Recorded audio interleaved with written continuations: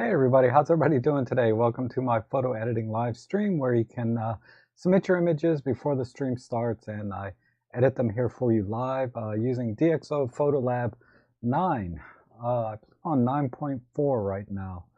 And the idea being is just to get an idea of the tools in Photolab, my workflow for editing, and it's no way a critique of your images. It's just simply a more pragmatic approach to editing photos.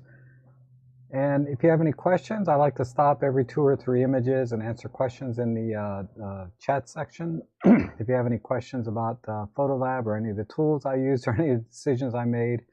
And I always edit these photos as if they were my own. So any choices I make here are, of course, very subjective and not a critique in any way. So that being said, let me know the video and audio is okay. Everything looks okay on my end, and while I wait for that, I'll let you know that I am an affiliate for DxO.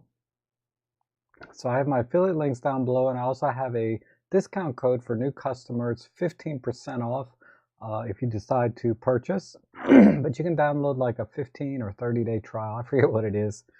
And you know, follow along with me here in the editing with one of your own photos potentially. And you know, Photolab is my editor of choice, and that's why I do these streams every week, because I think it gives the very best results. And like any editing software, it's not perfect, right? There's always things they can add to it, or might be some glitches, but I find the same true for all of the editing software I've used. And I still use Lightroom and Photoshop, and recently getting into Canva. But that said, I see Paul's here and Bassem's here, and Larry, good to see everyone. Oh, Ethan, how are you? He already has a question for me. Excuse me. Question would be editing film images. Do you have any experience with editing digital scans of film images? Yeah. So with negatives in particular, you just have to reverse the tone curve so that you can get the positive image. And I'll show you how to do that when I get in. And let me go ahead and open up Photolab.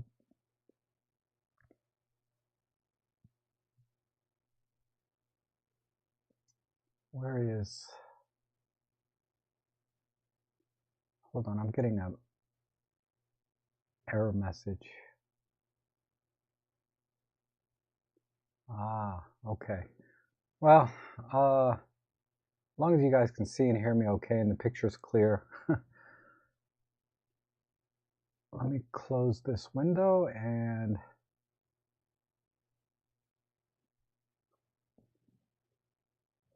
here we go. We'll start here, one from Victor Nowicki.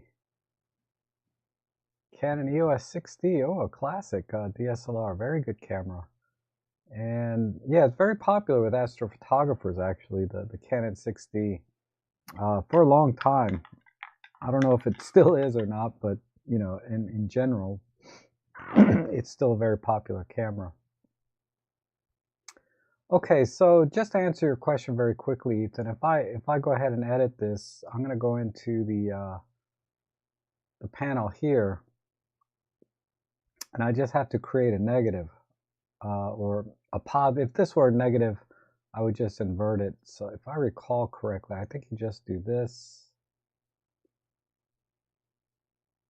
and that.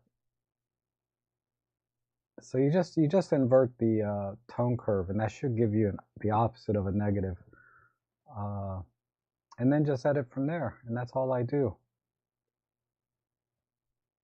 But you know, maybe what I'll do is at the end of the stream, I'll try and find one of my old negatives. I have a folder for it. It won't take long. And I'll edit one of my own black and white images from a negative. And I should have some color ones too, but the color ones are terrible. Okay, so Astro shot, 4-second exposure, ISO 1600. So first thing I always like to do when I'm editing is I just look at the overall image for the composition, see if I need to straighten any horizons. I look at the exposure, see if it's way off, if I need to make any global adjustment to the exposure, and then white balance. So typically with astro images, I like to do just standard 5000 Kelvin. I might do a little horizon straightening here. We're shooting with looks like an adapted lens, fairly wide angle, maybe a 24 millimeter roughly. And I want to try and bring out the stars.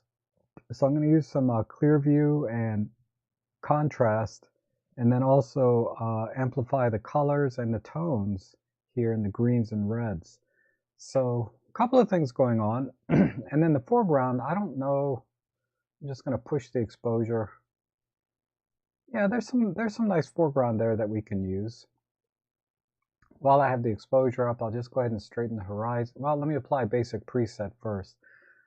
Basic preset just applies noise reduction and optical corrections. In this case, there's no optical corrections because this is an adapted lens.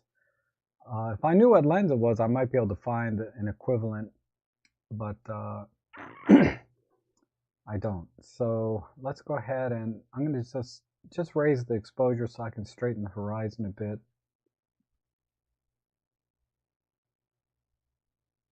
Till it looks about right. Okay, good. And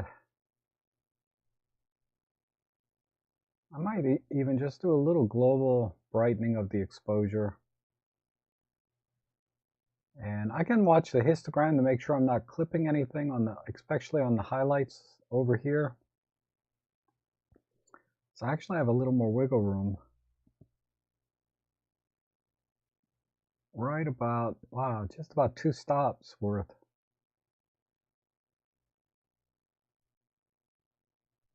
Not that we want it to be that bright like daylight, but I do want to, I think about 2 stops is about right. Then I can kind of, locally darken the sky. I can come back to this later if I need to. So let's try a little clear view first. So I'm just going to click that on. Okay, that looks all right. Maybe some micro contrast. Now the micro contrast, if we zoom in, if I turn that on and off, with that on, you can see it makes the stars just a little bit brighter. So I'm just going to increase that just to give it a little more separation. Okay, that looks good. And now let's try some global contrast. So I want to make the sky a little darker, but I don't want to darken the stars. I think that's good there. Now, the trick with clear view and micro contrast is it can potentially make the image look a little noisier. So I'm just going to punch in and see where we're at here. Because if I pull the clear view off, you can see it looks a little softer. It's not bad. And then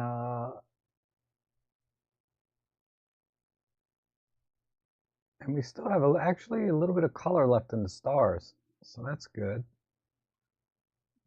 I'm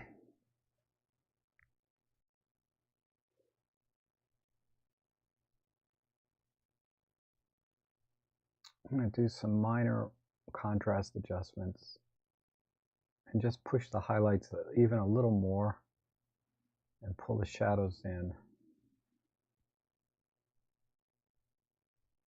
Okay, so it just lets me fine-tune the macro sliders here.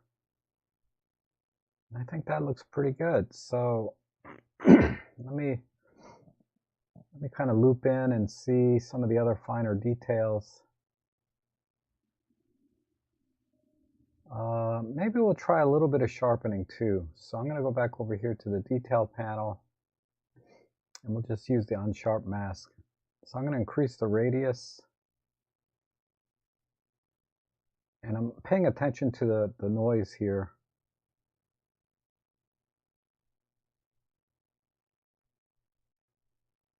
Let me set a threshold just a little bit higher.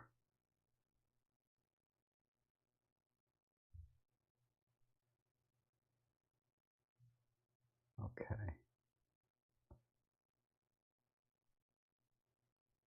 Let me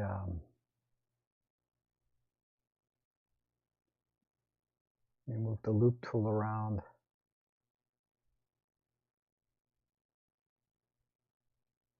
Okay, so down here, a little bit of a depth of field here. And, you know, it's out of focus, right? But it's okay. We can make it a little bit crispy. There's some chroma in here. I don't know. I'm going to try the chromatic aberration. That's not really what's going on here. This is chroma. But I'll see if I can minimize that somewhat with the CA sliders. Okay. I think that's it. So maybe just do a little local adjustment here on the foreground. I'm just going to use a very, very light brush. So I'm going to turn the flow. Yeah, the flow is at 10%, opacity 58. So it's a very, very light brush.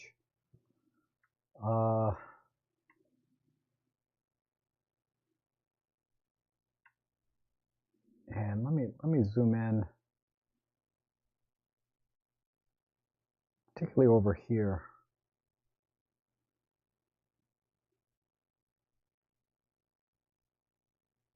And we'll just brighten that up a bit.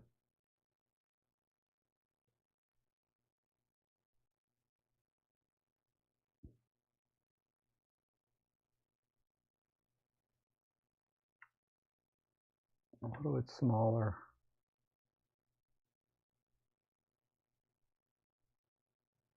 I'll add a little bit of light here.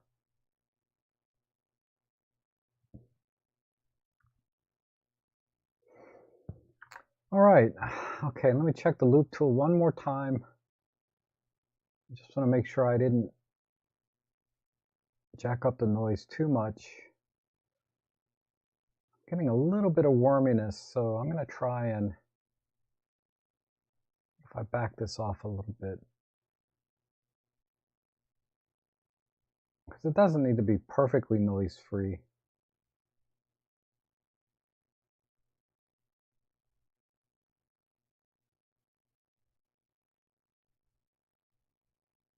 Yeah, that's not really doing anything. Okay. All right. Oh, let me check the white balance here. Oh, so we're at 5,000 Kelvin, almost perfectly. But what I'll do is a little bit too much green down in the foreground, which, you know, kind of makes sense with the green aurora. I'm going to back that off just a little bit and put some magenta back in.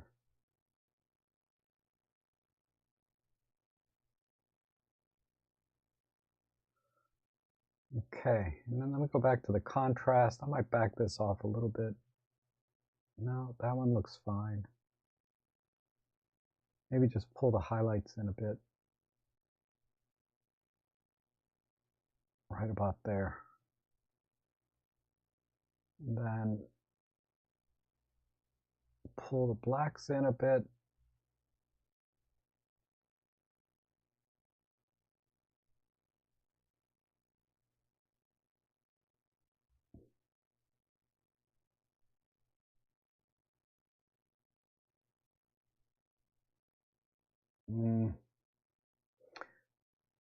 I'm going to have to do it locally. So what I'm going to do is I'm going to use a linear gradient on the sky.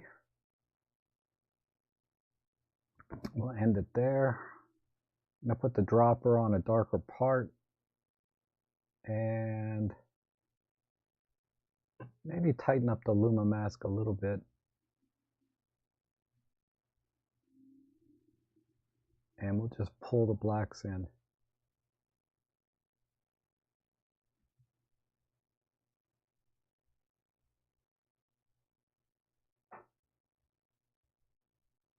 Right about there. And I'm going to bring a little bit of more green back in. There we go. Perfect. All right, let's export that. And let's see, DxO, sRGB, and we're set. Okay, just 1 second. I'm going to pull up my chat window.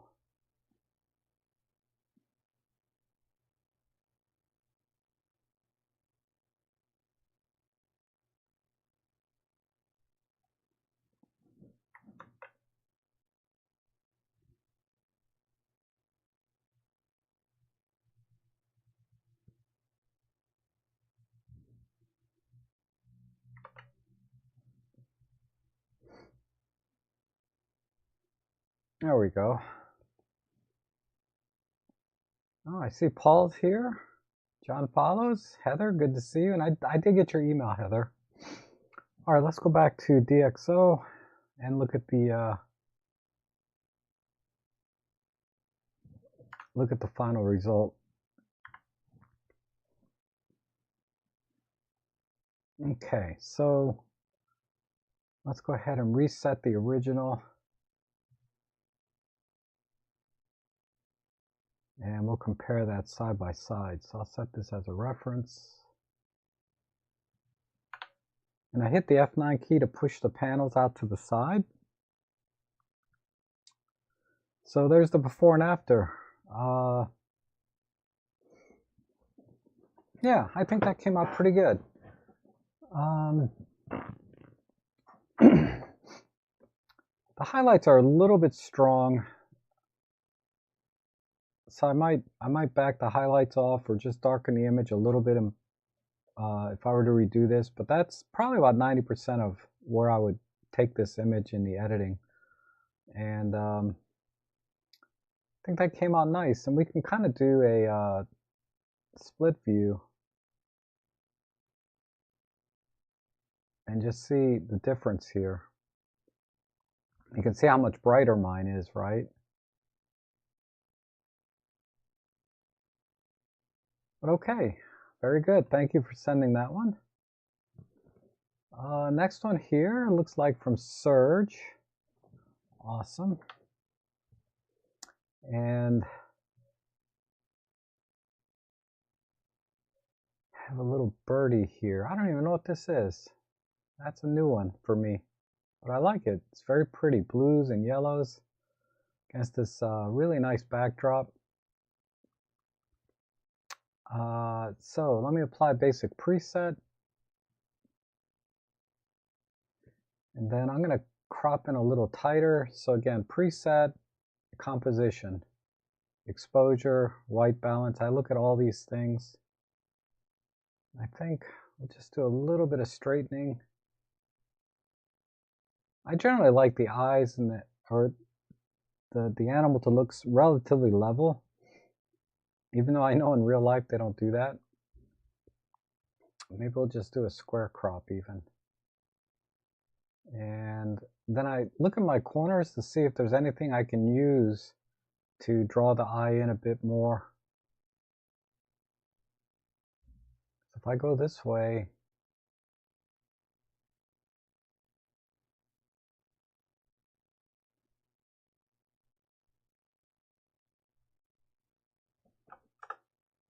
yeah, I think that works well. That's a nice balance between the bird and this branch he's standing on. And okay, so with birds, generally I like to focus on the eyes, the beak, and the talons, and then the fine feather detail. And this bird has very small eyes, beaks, and talons, right? Unlike, say, an eagle or a raptor of some type. Let's do, well, let me look at the overall balance here. The white balance is just a little bit green again for me. So I might pull off a little bit there and add a little bit more warmth. And I love the little raindrops coming down. Just going to add some more warmth here. Maybe not that much. And I may add just a little bit of lighting. It's kind of coming straight down, but a little bit from the back it looks like. So I might try to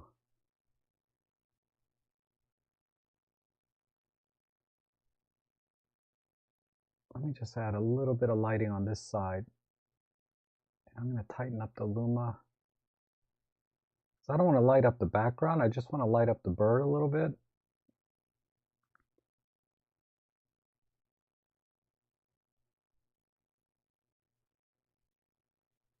Actually, let me temper that just a bit. And we'll start over. Whenever I add a little bit of light here, I like to warm the image up.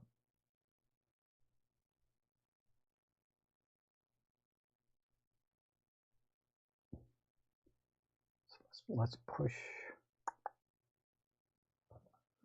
Okay, let me see how that's looking. Okay, it's a little bit off.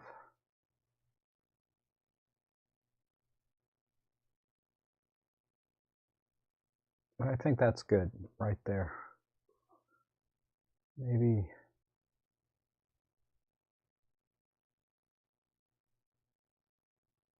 a little bit softer.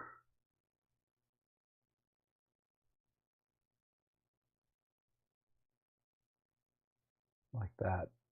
So that's with the light, that's without. Just a little hint, see? Okay. Very good. I think that's good. So we'll leave it there.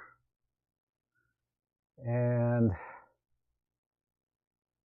I'm going to brighten the image up kind of globally. Oh no, let me pull it down a bit. Okay, let me brighten up the bird first. So I'm just going to go to the AI subject detect, make a new mask. We'll select the bird. I'm going to brighten the bird up. Let's try one stop.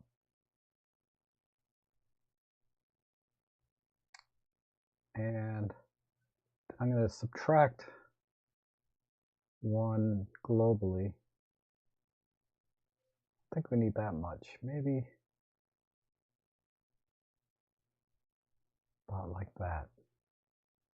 Go back to the bird. The bird's too bright. I guess about a half a stop is good. So let's compare that change.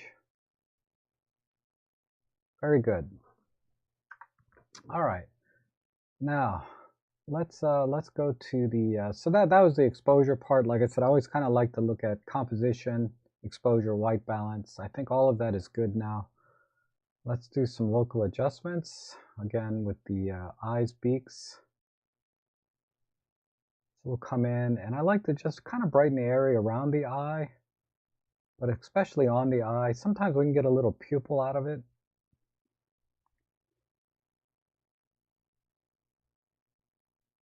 So I'm going to add some shadow, some clear view, and some micro contrast. Okay, let me see how that's better. A little more. Maybe we push the highlights a bit.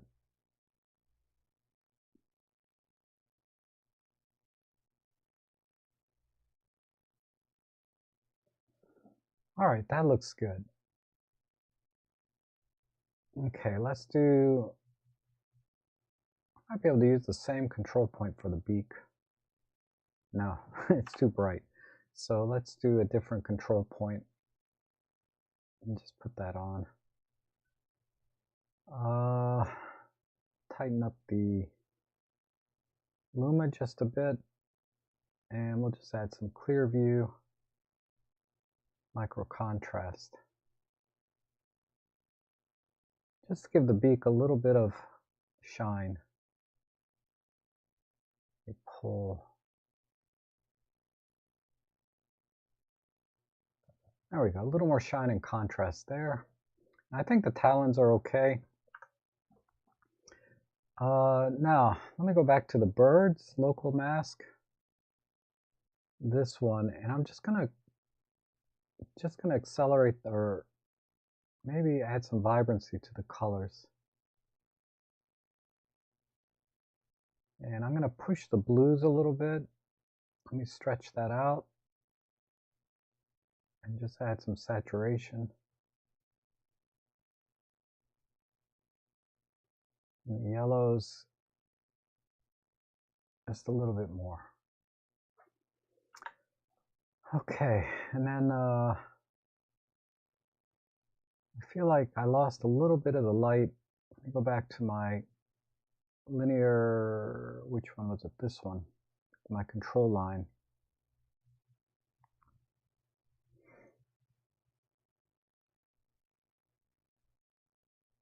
Just add a little more warmth.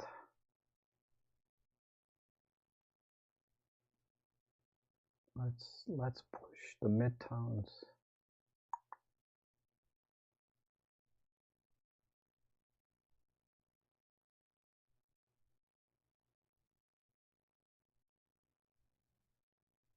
I need to slide this, just make it a little tighter.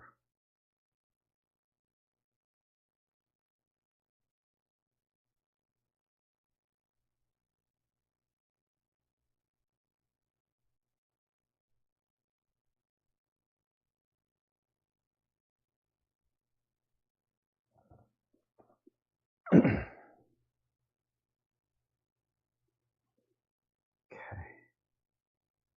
All right, good. Let me add a submask, because I'm going to use the same settings I used for the control line. I'm just going to use a very light brush and just add a little bit of the same light to some of the highlights on the branch.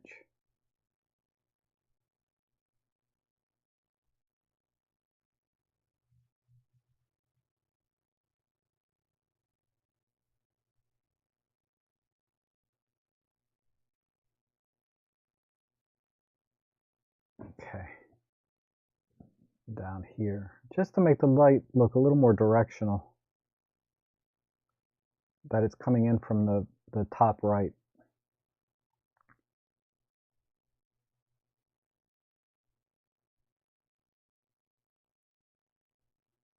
Okay, now let's add a little, let me go back to the global. Maybe I can just pull the blacks in a little bit, or micro contrast. I'm trying to think, just want a little bit punchier.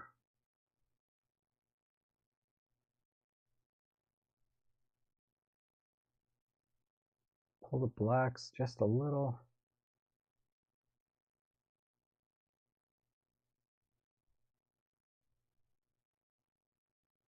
And the midtones. All right, very good. Let me export. Oh, let me check the fine detail now. Birds, you always need to, you can always tweak the fine details a little bit. So I'm going to look here. Let's go to the detail panel. Oh, I didn't apply my optical corrections. All right. I'm going to have to do it manually. Oh, that's because this is a DNG. So I'm not able to apply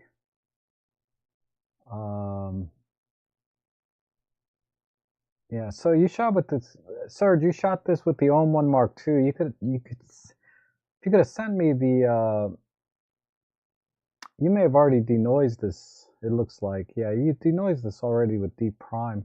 Try to send me the raw file though, because I can do some additional tweaking here. So you probably used Pure Raw, right? And sent me the DNG Pure Raw. But try to send me the actual raw image. So, because then I get the raw image rather than something that's already been demosaicked and processed. I can usually squeeze out a little more detail when I manually tweak these settings.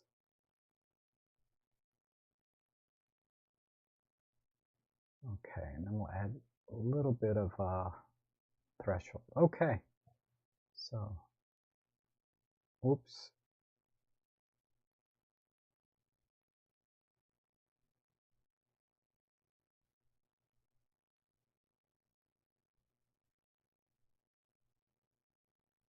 All right, I think I'm done. Okay, let me export that.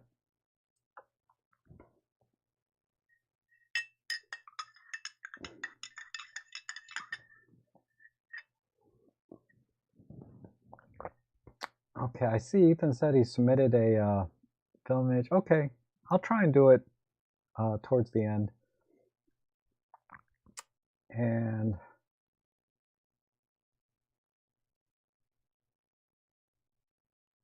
just reading the comments. All right, this is done exporting. So I'm going to reset this. We'll compare it to the output. We'll do a side-by-side, F9. Okay, so there's the original image, and then this is my edited image. So I think that came out pretty good. Because you can see this image is a little bit flat, low contrast, right? And a little bit dull. So adding some contrast and vibrancy for color and then some directional light doesn't hurt, because there is light kind of coming in, looks like from the top, just a little bit. So that's all I try to do, is just amplify what was there already. Okay, very good. Let's go to the next one. That looks like that's an edited one. Here's the unedited from Chicade, but we'll go over here. So this one is from Larry. Okay. All right, so let's apply basic preset. Oh, it's Nikon Z3 with a 105. No kidding. You were pretty close if you got this much in the frame.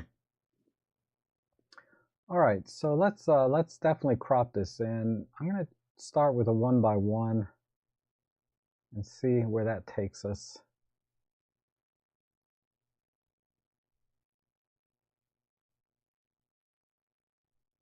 Maybe, and I'm not too fancy when it comes to composition. I just like rule of thirds. I think that's about as close as or much as we want to crop. And so I'm going to, again, pretty much the same thing. Let me select the bird. White balance is fine. I'm going to select the bird and brighten him up by about a stop. And then go to the global adjustment and pull it down about a stop, just so the bird stands out more. Go back to the bird.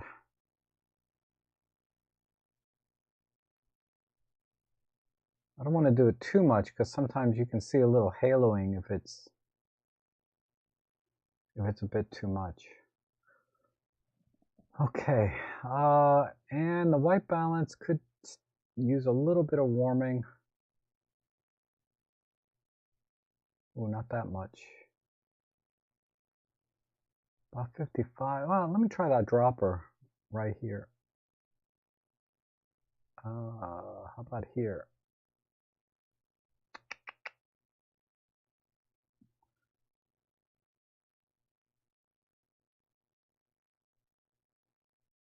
I guess that's good. We're gonna have to add a vignette though. All right, let's go to the eyes.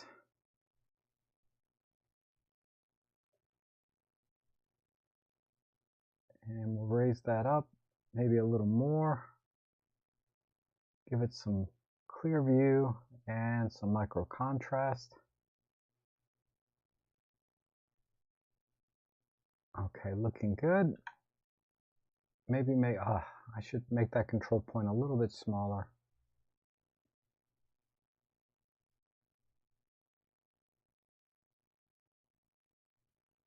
All right, and let's add some regular contrast. Okay, and then on the bird, let's do some vibrancy.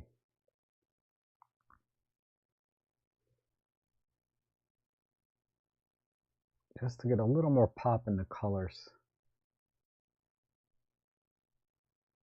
And then a slight push in the shadow and midtones.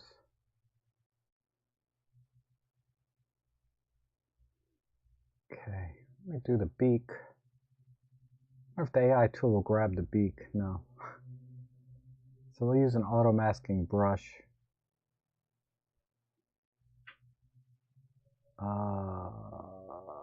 Let's see, how about just clear view and highlights?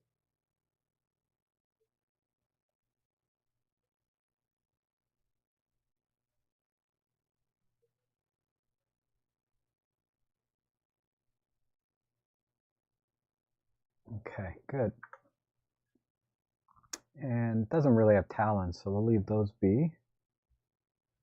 All right, let's add a little vignette around the bird and we're done. So we'll create a new mask. And if you don't have Film Pack installed, you can make your own vignettes very easily. Just put a control point around the area you want the vignette.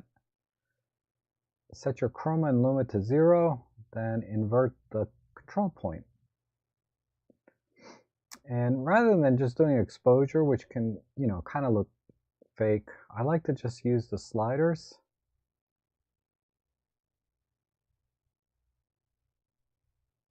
To create the vignette.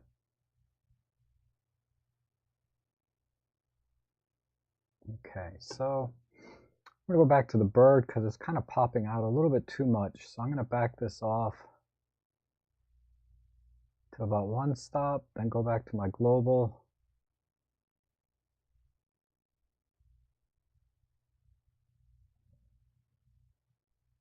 Maybe like that. Let's add some vibrancy again, or saturation.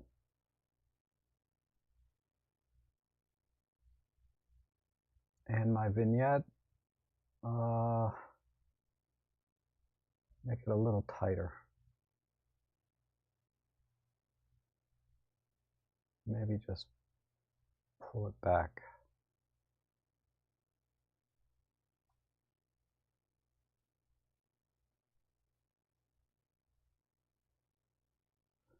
All right, and then the last thing is let's check the fine feather detail. Let's zoom in a bit more.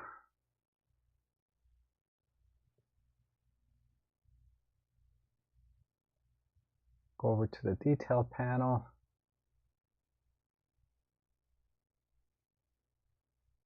And we'll just slide the unsharp mask. I don't want to increase the radius because we're cropped in so tight.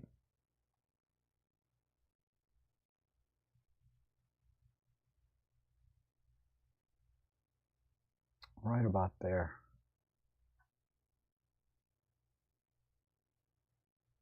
Okay, let's export that.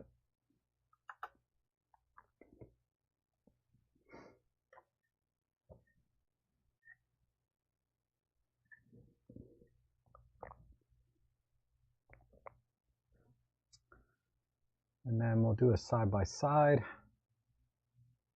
Let me reset the original. Okay, so there's the original. So you can see we heavily cropped down to just, God, this bird is probably less than a megapixel of data here. But we were able to cover quite a bit, I think. I think that looks really good. I could probably crop in even a little more. But what a terrific camera lens combination. It's just amazing. Amazing how sharp that lens is, that you could pull out this much detail from this, with that focal length on this bird. I think that came out really nice. And then just kind of looking at the overall composition and editing, I just darkened the background basically and made the bird pop out a little bit more. Okay, very nice. And then let's see, this one is from William.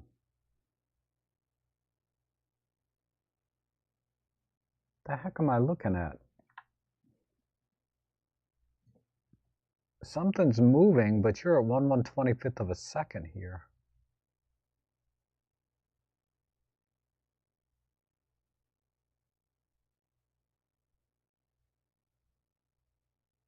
all I can guess is maybe this is like a waterfall or spray from a waterfall, because it looks like there's rocks here. Wow, okay, so let me apply a basic preset. Let's pull the highlights in and see.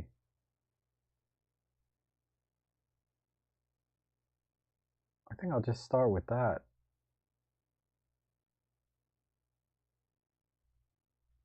Gosh, William, I'm so sorry. I have no idea what I'm looking at or what we're trying to do or trying to capture, but I'm guessing this is spray from a waterfall.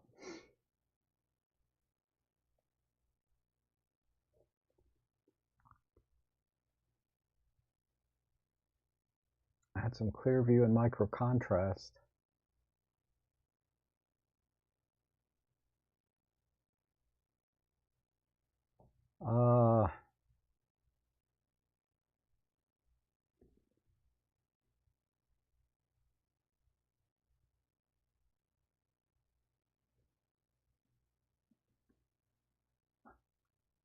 Oh, so this is a rocky wave splash. Okay. Okay. I don't know how to make this look anything more interesting, in the sense that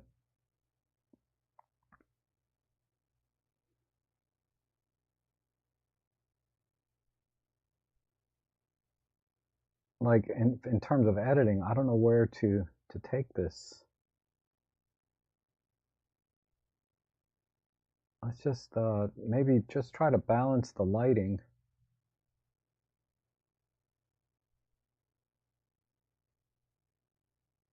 Just a little bit. Okay.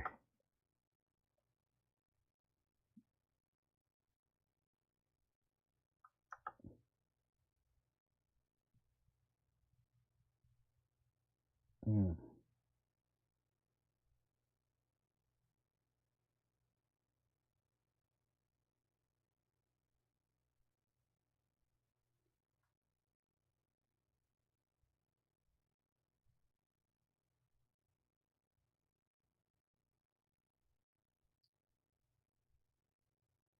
I think that's it.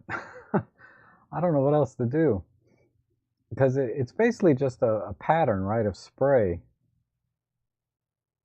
but there's no distinct subject behind it or in front of it, and the lighting is, I'm thinking the only thing I might be able to do is in the color wheel is maybe select this brownish color down here. And let's just spread that a little bit and pull the luminance down.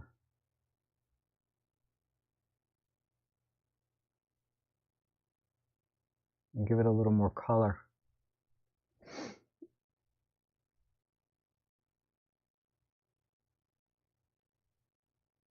Yeah, William, it would be helpful to see what your edit is and what you were trying to accomplish here, because I don't see it. And I'm not being critical. I just don't see it. It's over my head. But okay, I'm gonna go with that. So we'll just do a before and after. I don't really even need to export this because there's not really any noise or anything to denoise.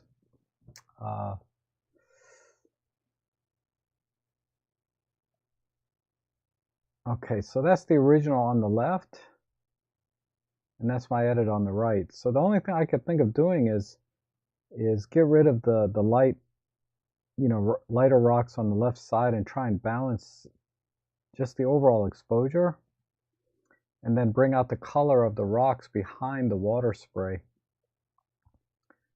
And that's all I can think of doing here. But wow, that was tough. All right.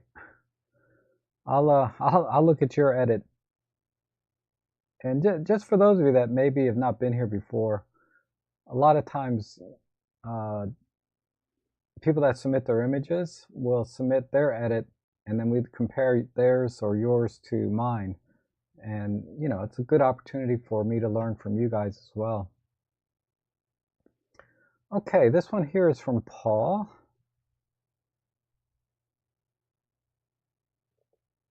And just skimming the chat real quick. Okay. Let's let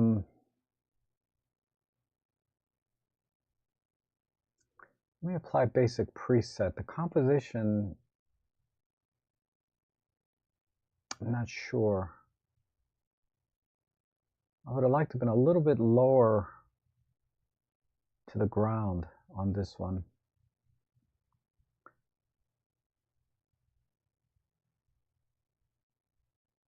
And let's just try and balance this a bit.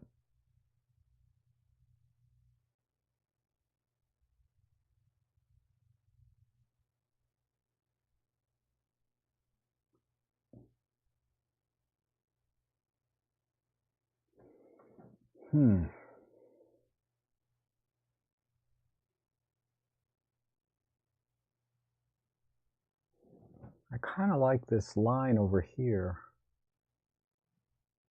But I don't want to include.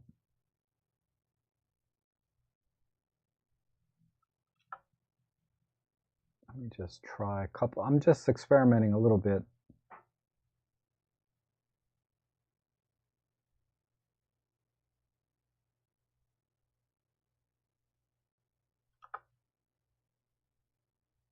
Okay, that works better, just to keep both boats in. I just need a little more headroom, so maybe a 16 by 10. And let's try and balance this a little bit.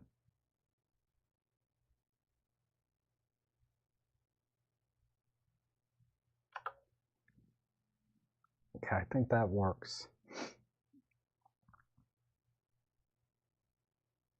Okay, I like the color. Let's temper the water a bit. So I'm going to select that with the AI tool and just give the water some shine. There we go. Came out very nice.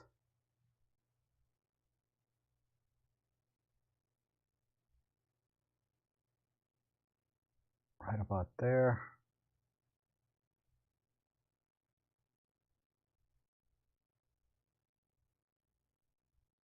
And then I'm going to add to this with a submask because the AI mask kind of missed down here. So I'm just going to use a very, very light brush. Don't have to be too light. Let me turn the opacity up and the flow up. Maybe about 30%. And just kind of just get these areas here so we don't have that. And let me subtract a little bit off the grass.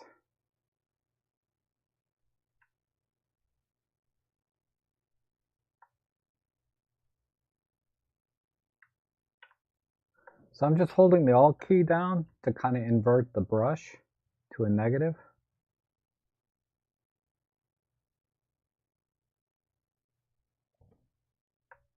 Okay.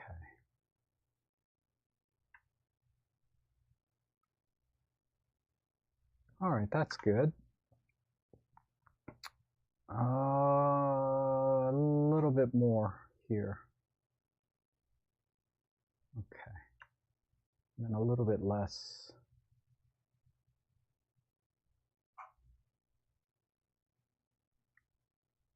Okay, so that's too much brush. I'm gonna undo that. Let's go back to 10% flow.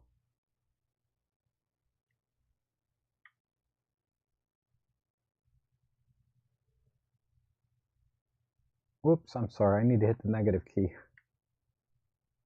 So we have flow, 10%, and a little bit bigger.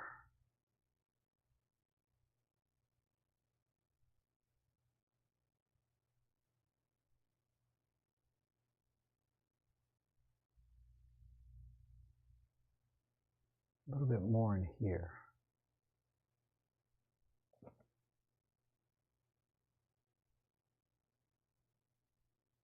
Okay.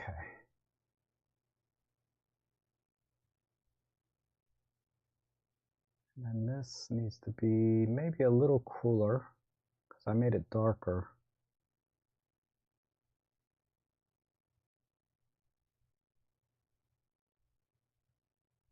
Okay. And let's add a new mask and just brush in a little bit. Let me turn the opacity down. I want a very light brush. Maybe a little smaller.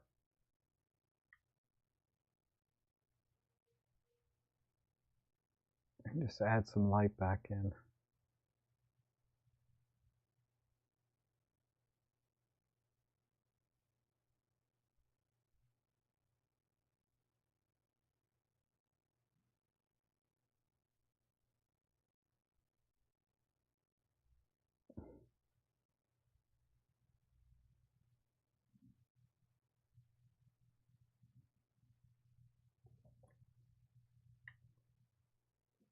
I like this blue. A little bit there.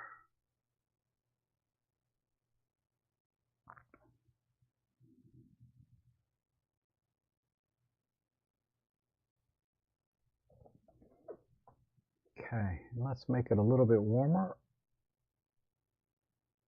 And some micro contrast.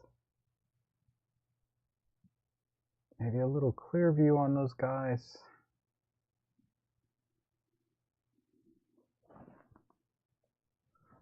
All right, let me see where I'm at.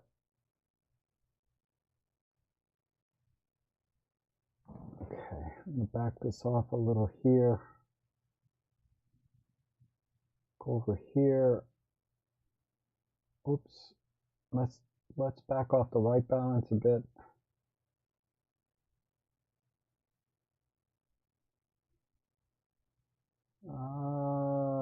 What if I go a little warmer?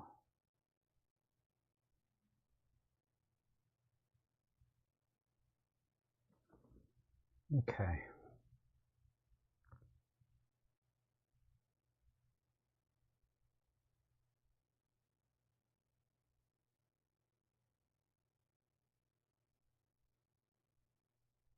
I just need a little more light on the name.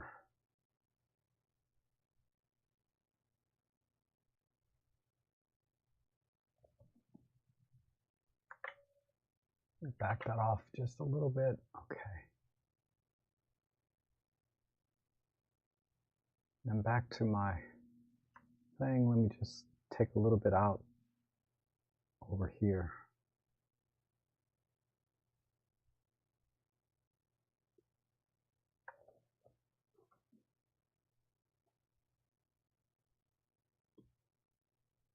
I'm still not quite happy with the white balance.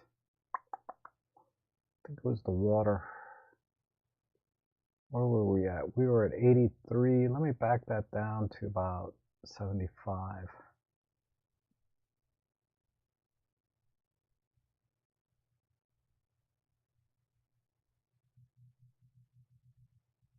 Okay.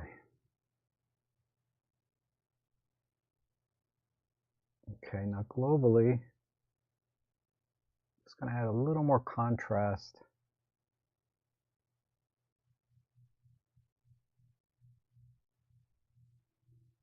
A little brightness.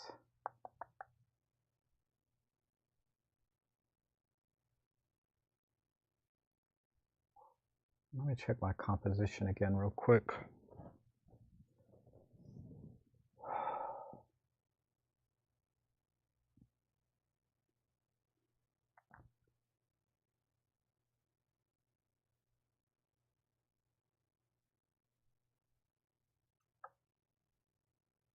Okay. Only other thing I'm thinking is I might have, yeah, no, I think I like the color better. Let's go with vibrant.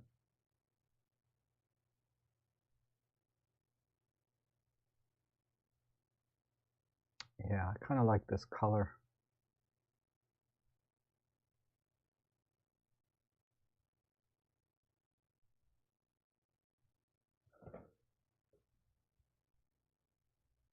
The only other thing I might consider is one of these LUTs.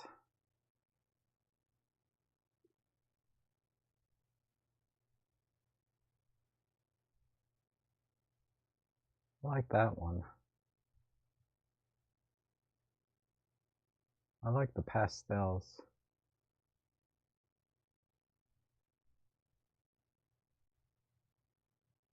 Oops.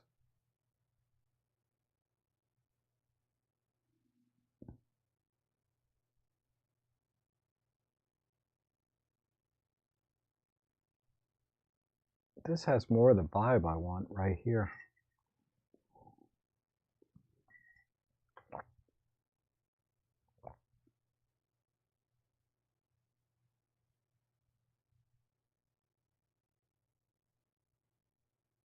I think that one.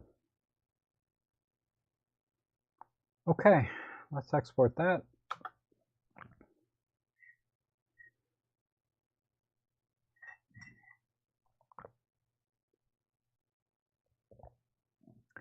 And when that's ready,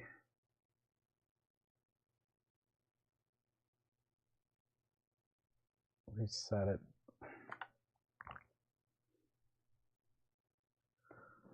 Okay, so clearly I cropped in just so you can see this more.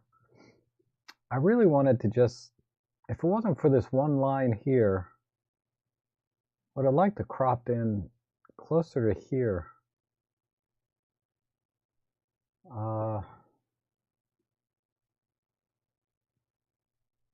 And I like the pastel shift on this. It just gives it a whole different mood overall.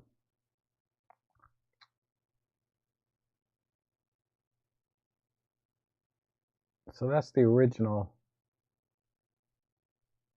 And there's the edit. I think that looks pretty good. Kind of a rusty, pastel-y.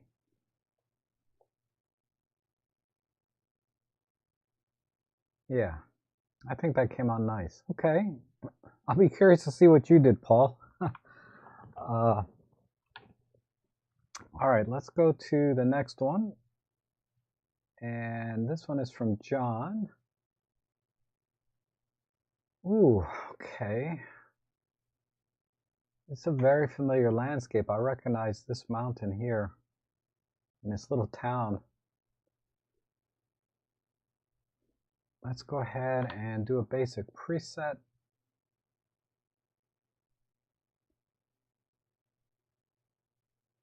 And we need to straighten the horizon.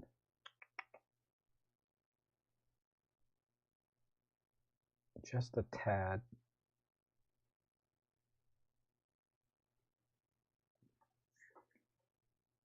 Okay.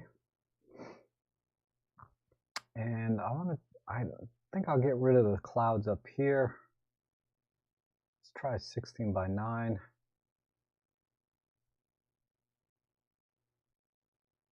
What if I do that? Nah, too much water. I think right about there.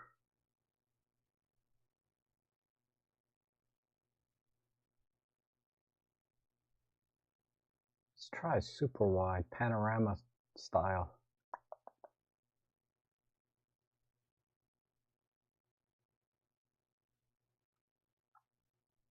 Come in a bit.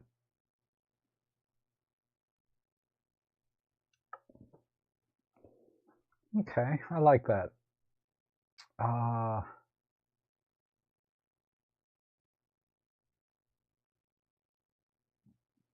Okay, I think globally, just some clear view. A bit less here, some micro contrast. Smart lighting. I'm doing a really fast edit on this one, and then we'll come up here and just see if I can temper the highlights a bit. Add some micro contrast, some details for the clouds. And then let's make a new mask and select the water. Some clear view. And just a little bit of push here. It's a little dark.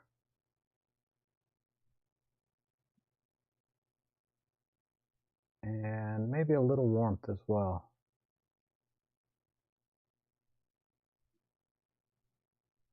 Okay. Do the same thing for this mountain on the left. Just use the AI to select it.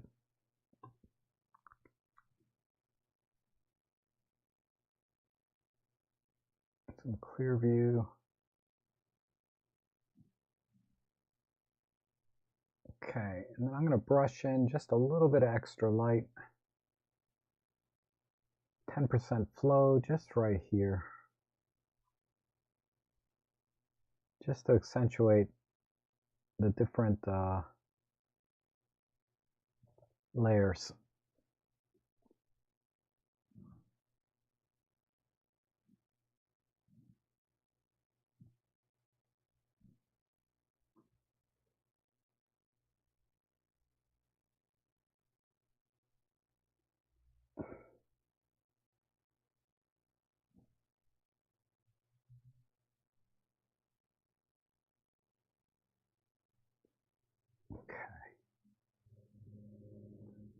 And we'll do the same, the background, but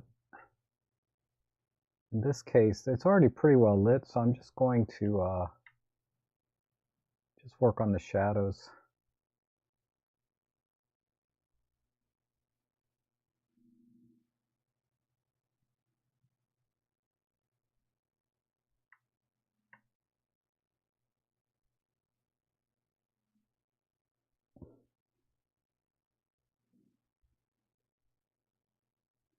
We'll just pull that in a bit.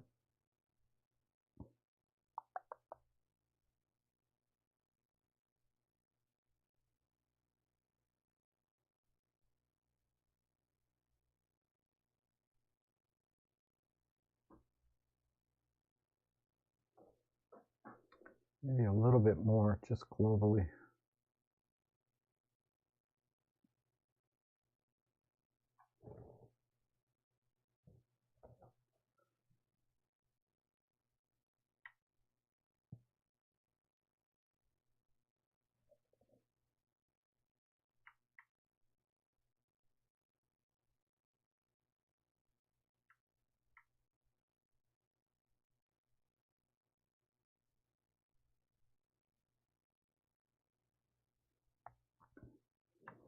Back that off.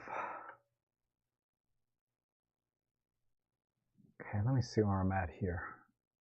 Oops.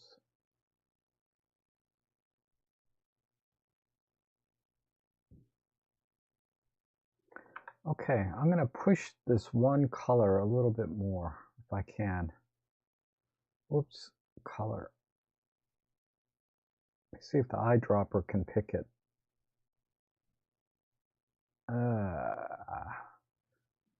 Maybe a little bit more on the red side. Okay.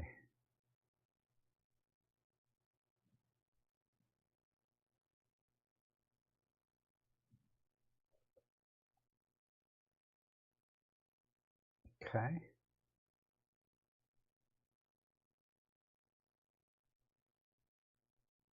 All right, let me check the loop tool. I did a lot of processing here.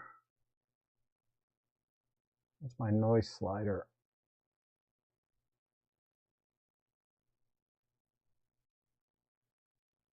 Take that out. Okay. And then there's a lot of haze in here, so see if we can just give it a little bit more.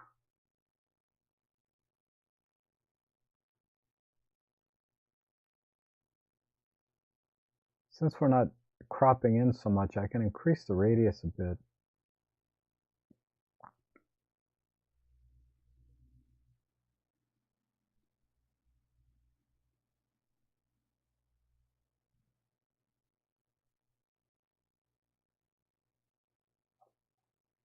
It's a bit too much.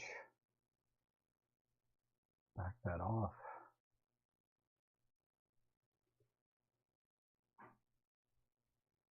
Let me try this.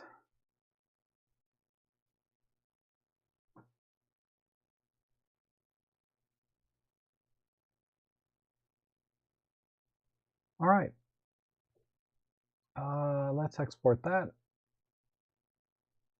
That looks good. Okay.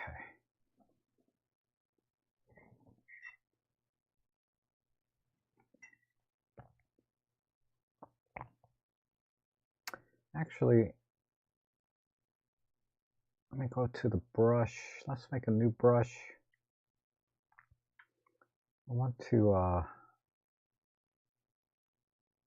just add a little bit more light along the clouds, just in a few places.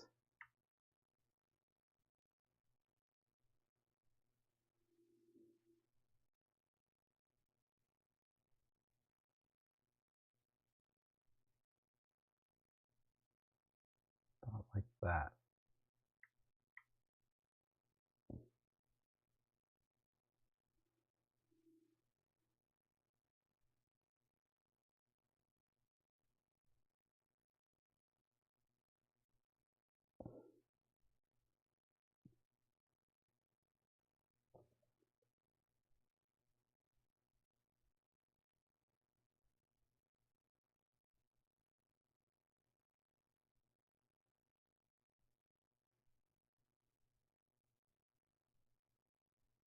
Okay.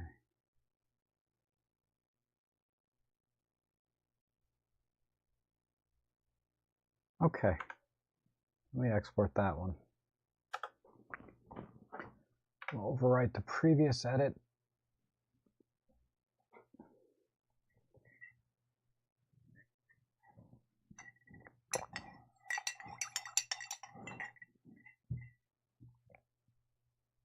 And let's compare.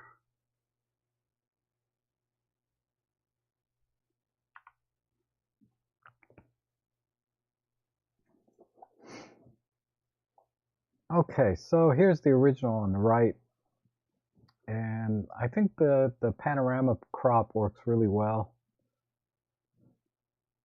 And all I had to do is just add more contrast by, you know, painting in the highlights and shadows. And I overdid it on the red a little bit here because it's bleeding into the clouds a tiny bit. So I should probably desaturate this a little bit up here. But other than that, I think that's a pretty decent edit. Let's do a split. So there's the edit, and then here's the original.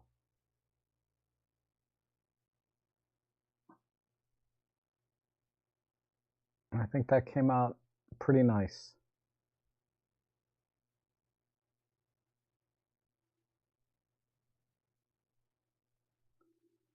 Yeah, I like that. Like I said, I overdid it here on the clouds a little bit, but other than that, I think I see a little bit of red in here, so just a little desaturation on the clouds, and that would be it. All right, let's do the next one. Okay, all right, now we're back to chicaves.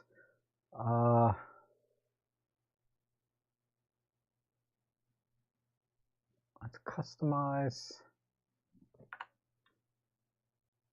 Let's do a basic preset. What are these, gazelles or something? Let's do a little horizon straightening.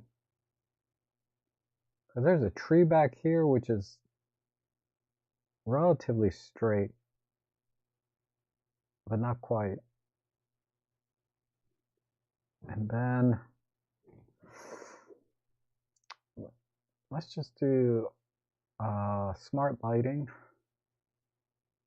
clear view, back that off, micro contrast,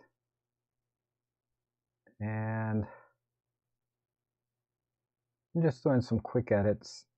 I mean, you can do an edit really quickly with the automatic tools a lot of times, but I'm going to go in and just work on the eyes here. And I'm picking the browner part of the pupil.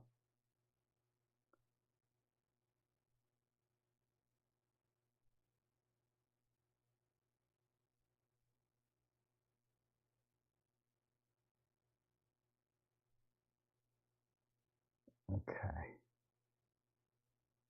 So with animals like this, I look at the eyes, the nose, and the ears, and the mouth, generally. Those are the areas I like to amplify or emphasize. So let's bring the brightness up, or the shadows, and then some clear view, some micro contrast. And this one needs a little bit more. Okay. So let's see how we're doing.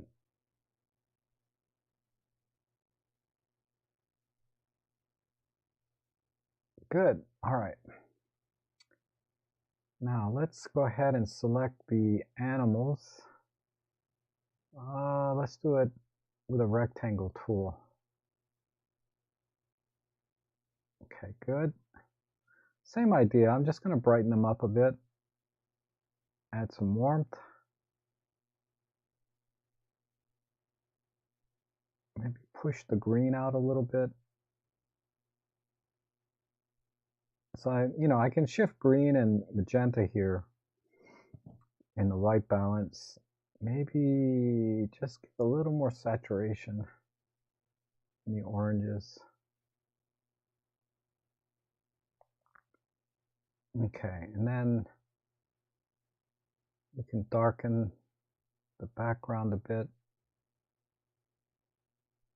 The background's about the right luminance, so maybe not so much on the animals here. Let's do it this way. Just push the midtones a bit. And then back off the clear view. Go back here.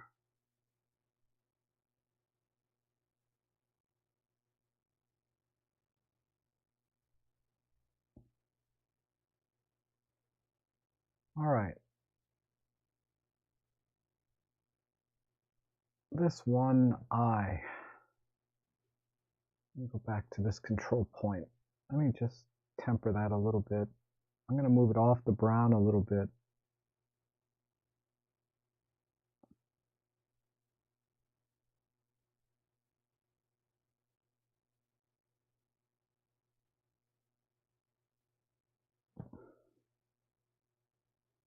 Okay. All right. Okay. Let's brush a little bit on the ears. Maybe I'll use the auto mask. Let's make a new mask.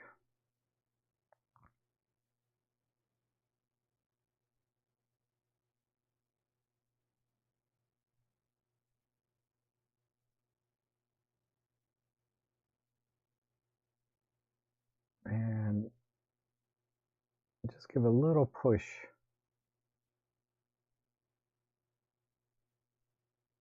Just about a third. And some micro contrast. Okay.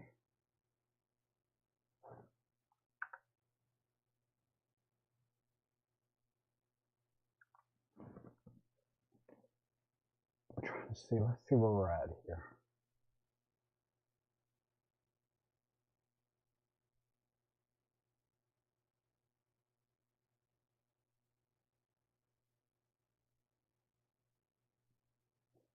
Okay, I'm going to do a control line up here.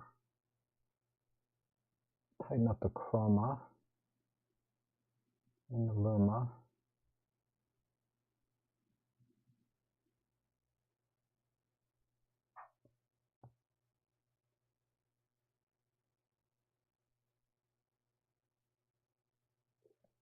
And let's just pull in the blacks a little bit.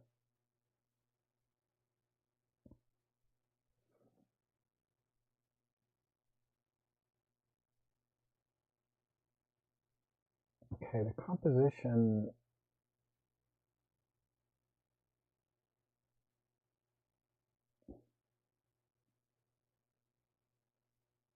I should have thought about this before I started editing.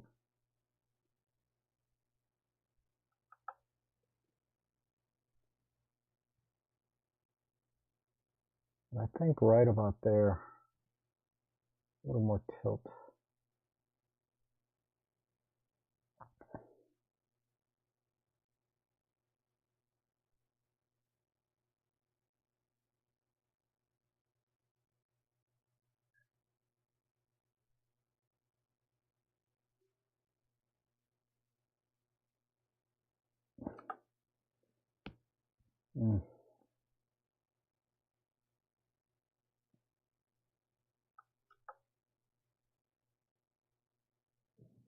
Actually,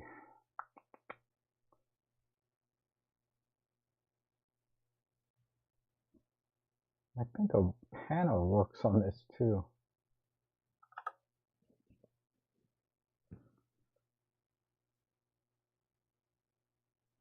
All right, let me do a little bit of more smart lighting.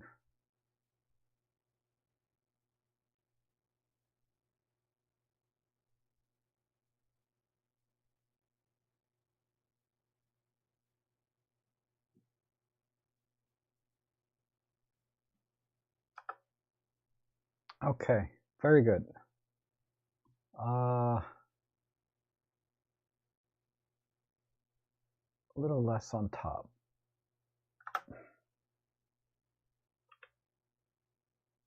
A little bit more to the right. Okay. So let me just think about that. Yeah, I think I'll go with this. So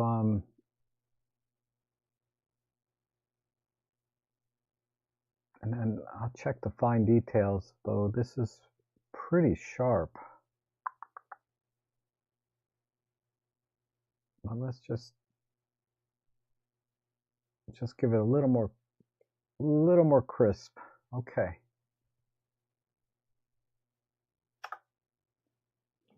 I'll export that one.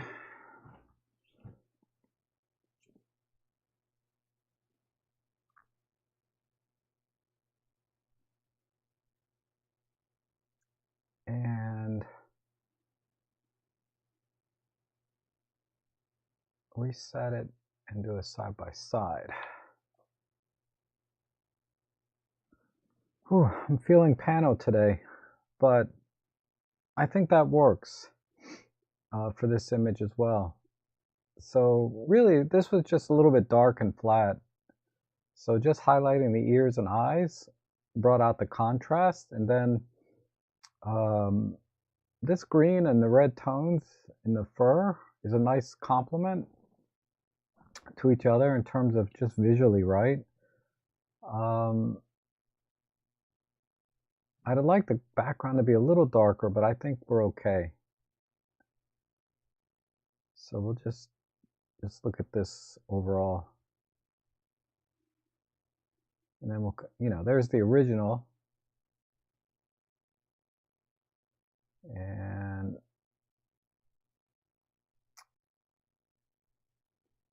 I like that. I like that crop. Okay.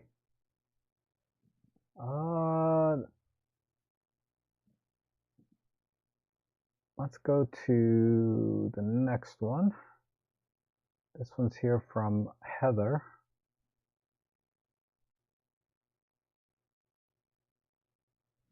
So we have a heron, looks like a blue heron. What's he going after? It's weird. Okay. Oops. So let's apply a basic preset. And let's try, let's get rid of everything over there on the right side and the top. Just come in right about there.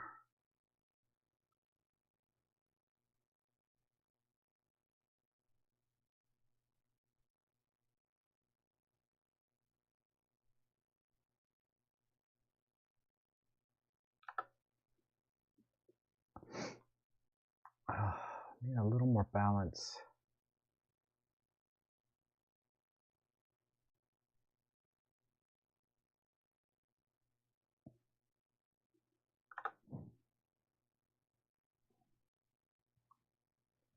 Okay, good. And just hit the clear view and micro contrast and smart lighting. And let's temper the highlights a bit. So we'll select the brightest part and just pull those in. Maybe cool it off a tiny bit. Add some clear view and micro contrast. Let's see if we can make that yellow eye pop a little bit. So we'll create a new mask for the eye.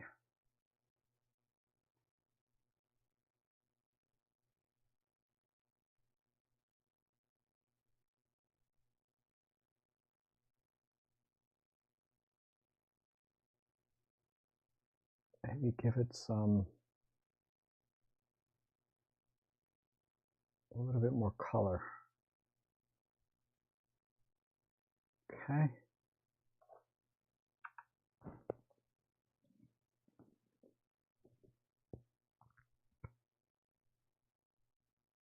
Let's go over to the color wheel and just accentuate some of these blues.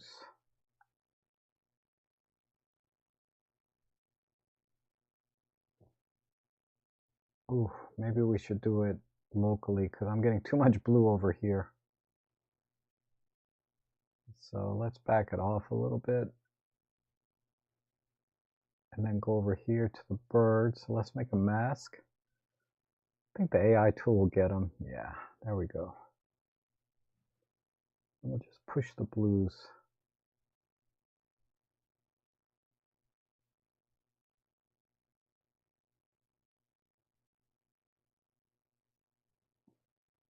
Okay, let's temper the highlights a bit.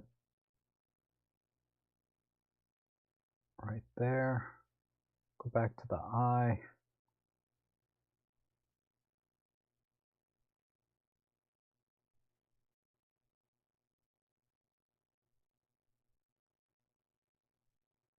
Okay. Now let's work with this turtle a little bit.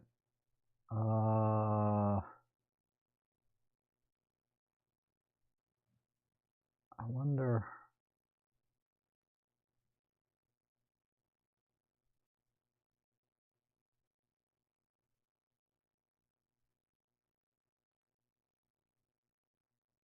Okay.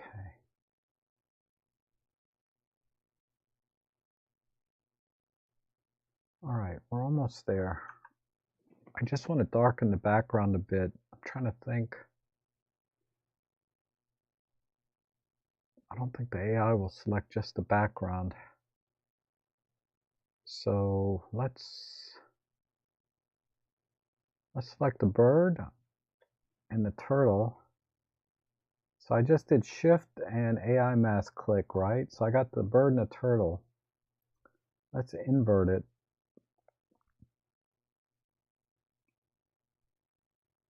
Yeah, let's invert that one and this one.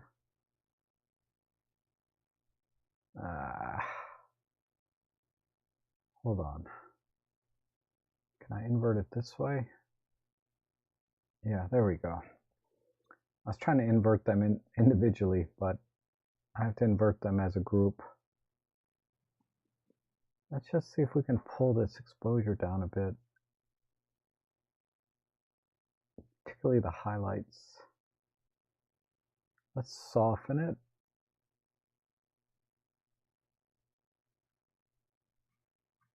A little less contrast.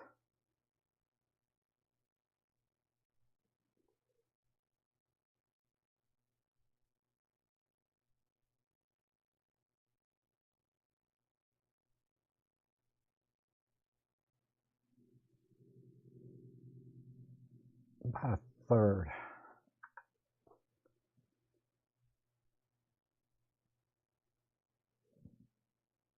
Okay, then a little push to the greens, and I think we're done.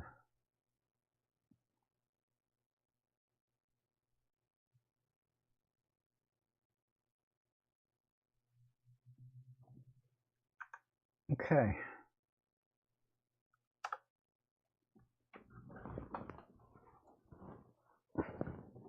Heather's asking, do you ever use the blur feature in DxO? Very rarely, sometimes, but not very often. All right, so let's compare.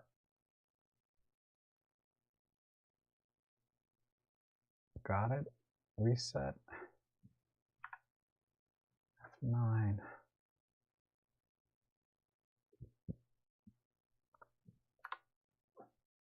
All right, so here's the original on the right. All the action here is on the left side of this image, right? So I just cut all of this out. There's nothing over here. You know, there's no motivation over here on the right side. This turtle's not going over here. This bird is not looking over here. So this one leg, I should have fixed that highlight. That's easy to do with just a control point. That's the only thing I missed right over here. But yeah, I think this image here is much more focused on what's happening. Whereas this one over here is just, yeah, half the images. I just don't see anything happening on this side. So I cut it in half. And then just amplified the colors of the blue and yellow here, and then made the turtle a bit darker. And that's it. Okay.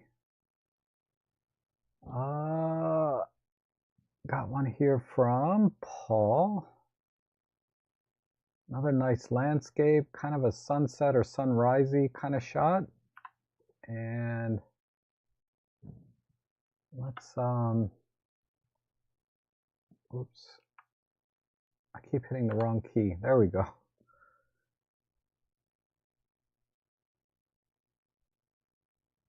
Hold on. Let me, give me a second. This screen, what did I do? There we go. All right. So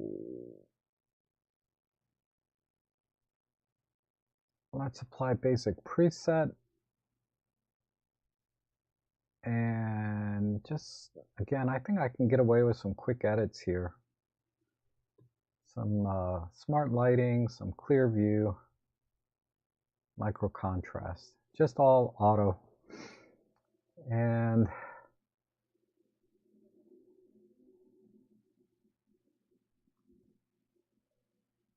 let me do an automatic perspective thing here. No, not so much. But we do need a, it looks level.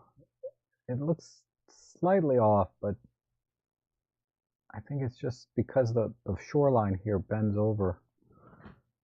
And a pretty good balance. It's a little bit tight on the left side.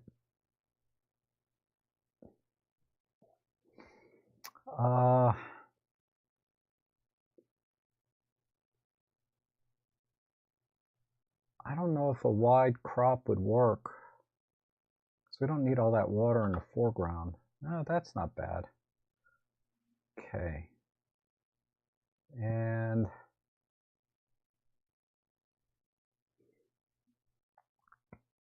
let's add a quick drop here. And just accentuate that a bit. And clear view. Definitely some micro contrast and maybe just a little bit more push. A little tighter.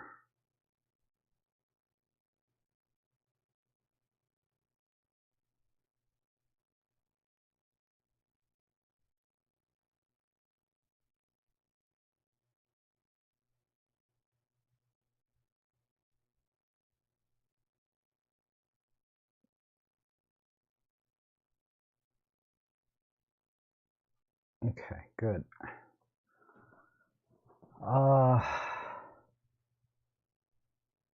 it looks like it's on at least. Maybe add a little warmth. Okay. And let's create a new mask. We'll just select the building itself and just make it a little brighter. Maybe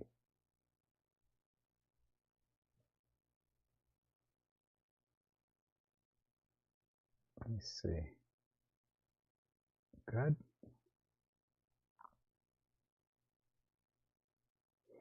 I think I can do the same thing with these buildings.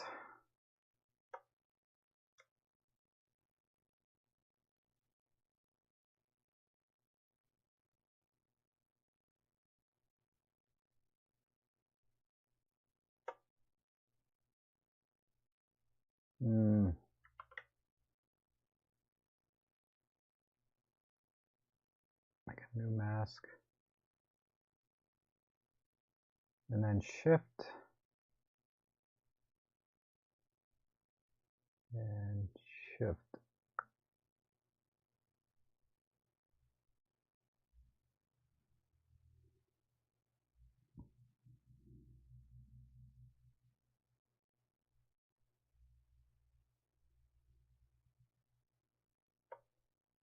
And I'm just going to add a tiny bit of light here.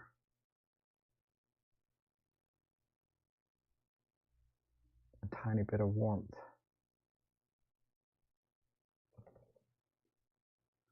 Okay, let's use a brush.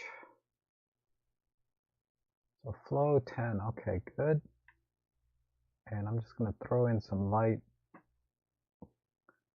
just along the different layers.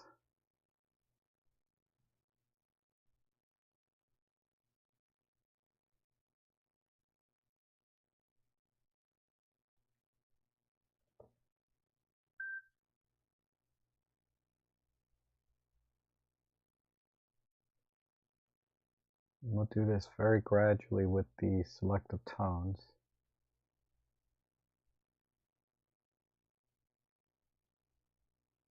Just add a tiny bit of warmth. Let's try the exposure.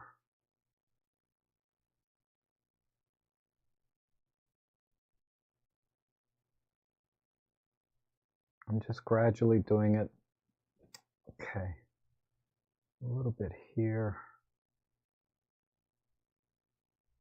Just going to go over the same mask.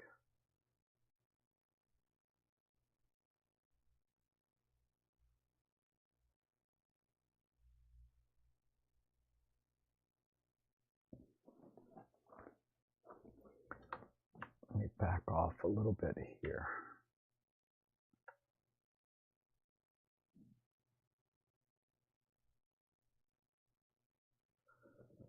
Okay.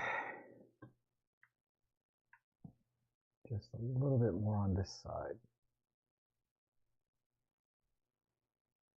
Okay, we're almost done. Let me select the sky.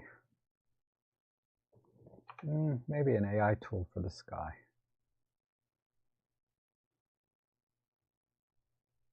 And we'll just pull the exposure in.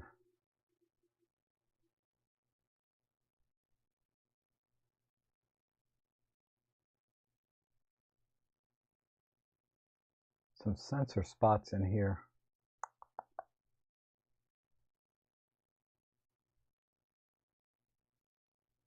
Maybe just a tad more magenta. Oh, we have 14. Let's just add a little bit there and a little bit here.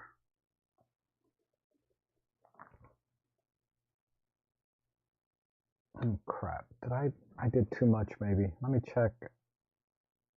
Let's see if I got any haloing. Just a little bit. So I think it was this brush. What I'm going to do is I'm going to get rid of this Mm.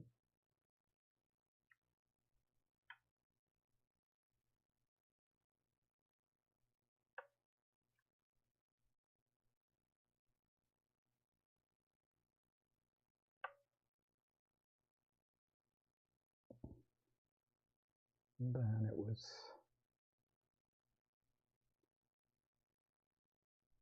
this is a little bit too bright.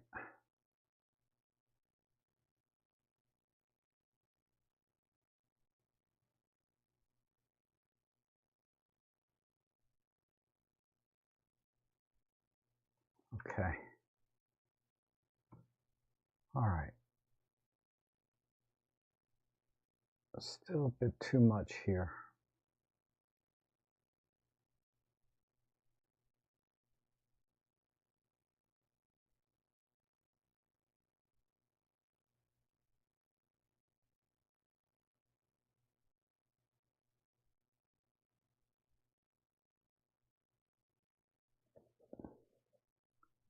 Maybe I need to just, where's my, select that control point again. Just come in really tight here.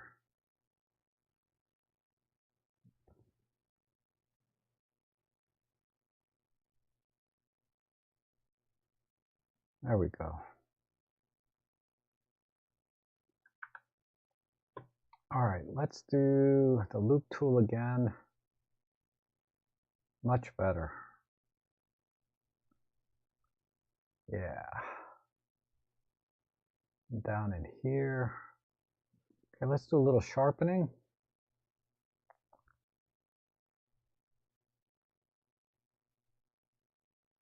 So we don't have,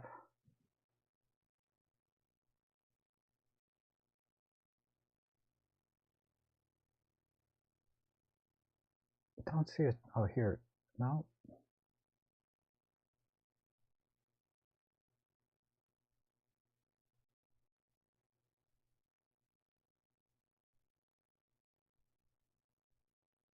Hold on. Did I not apply the optical? Oh, I got to download the optics module.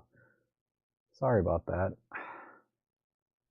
Without the optics module, you know, you don't get the full sharpness out of the lens. This is one of their core technologies, and I forgot to apply it. Okay, there we go. Now let me go in here and see. I knew something was off.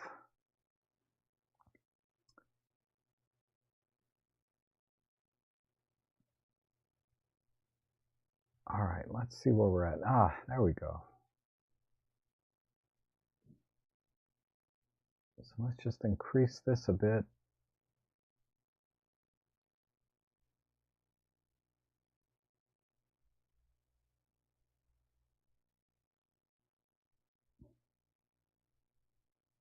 Okay, looking good.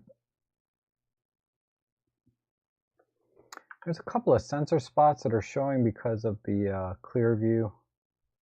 I don't know if the healing brush can fix this. I mean, I can exaggerate it temporarily like this.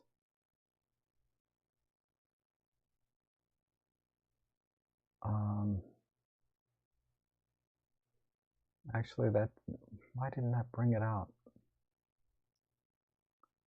Let me, if I do that. There we go. All right, so let me just fix a couple of these.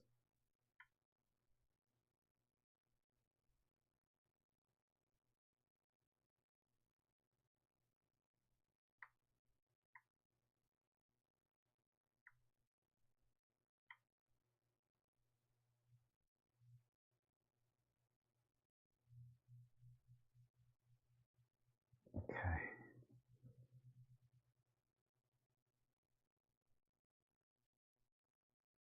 All right, now the overall brightness, let me hit the auto contrast. All right, 7. Let's just slide this up a bit, the smart lighting.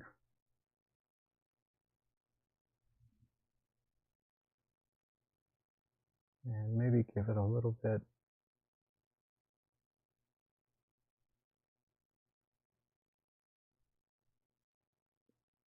One more.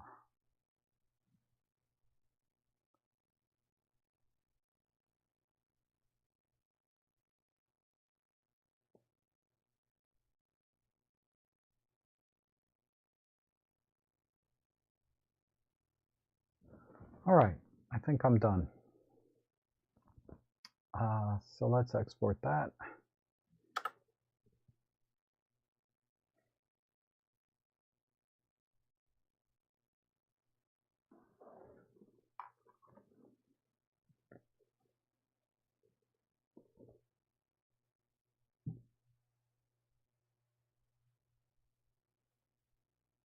Is that exporting or not?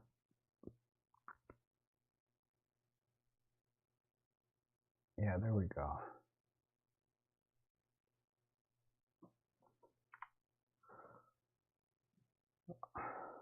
Give it a second here. All right.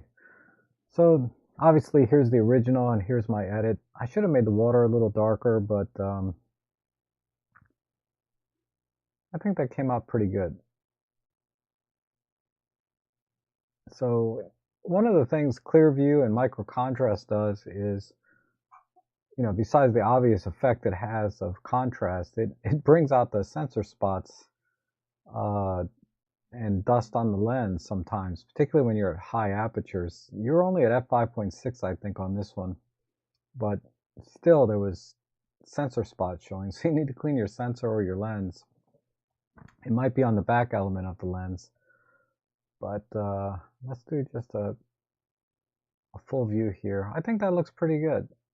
Maybe just a little darker on the water, but that's about it. Where'd my slider go? I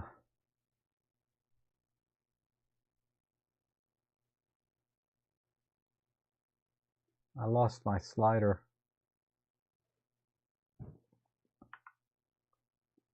There it is. Okay.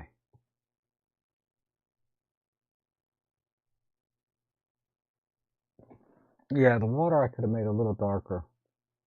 And I think the 16:9 crop is about right, because it's just too much water, a little bit too much sky. And then turning the light on the lighthouse. I just like to do that. I missed the spot here. But yep, looks pretty good. All right. Okay, so let me see what's come in, and we'll do some comparisons side by side. And I have a little time. I can do some more edits. I think Ethan has a black and white or negative he wants me to edit. So let me go to,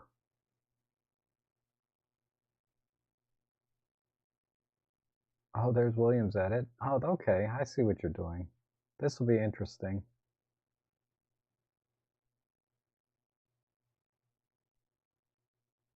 Save that one. There's a new one here from, I'll download that one. Wow, a bunch came in. Hold on. Paul sent in 2.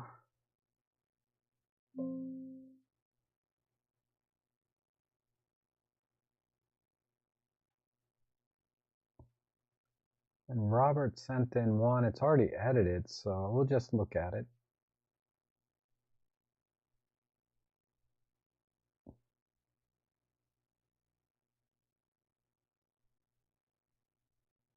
Okay, I think I got them all.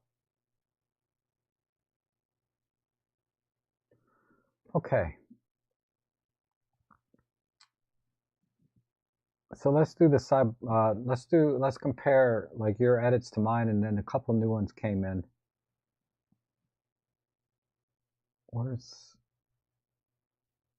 There we go. All right, so let's see. This is William's edit. So we'll set that as the reference. And then my edit is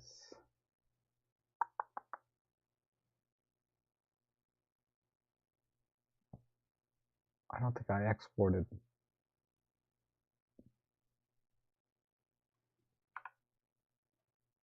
Okay, so a little similar. We definitely both cropped in, I think, for the same reason, to kind of balance the lighting. But yeah, you definitely made it a lot punchier and shifted the green to red.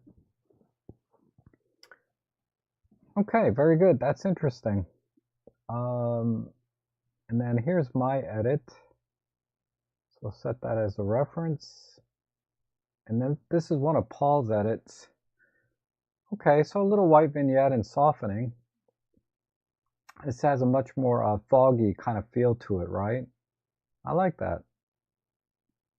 Maybe the vignetting, this white vignetting is a little bit strong down here, but again, it's all subjective. But yeah, it's a nice edit. This has a foggier feel to it, which I think fits the scene pretty well. And then this one, another soft focus type edit. But we both cropped out the top of the horizon here, which is, you know, very similar. We both kept this. So really the only difference, it's the same crop. I just did 16 by 9 instead of, this looks like a 4 by 3. So I like it though. I like this soft edit. Very, very different feel from the same image though, right? Okay. And then Shakabe, let's set Shakabe. Oh yeah, Shakabe always adds a nice white border. Very, very similar crop. I was a little bit tighter because I took out the grass here. But yeah, we both went with a wide crop. That's interesting. And I swear, I didn't look at yours. You know, other than I saw the thumbnail. Maybe that's what influenced me. But I wasn't thinking about yours. I like your processing a little better overall. Mine still looks a little soft. Yours a little bit crispier. Definitely.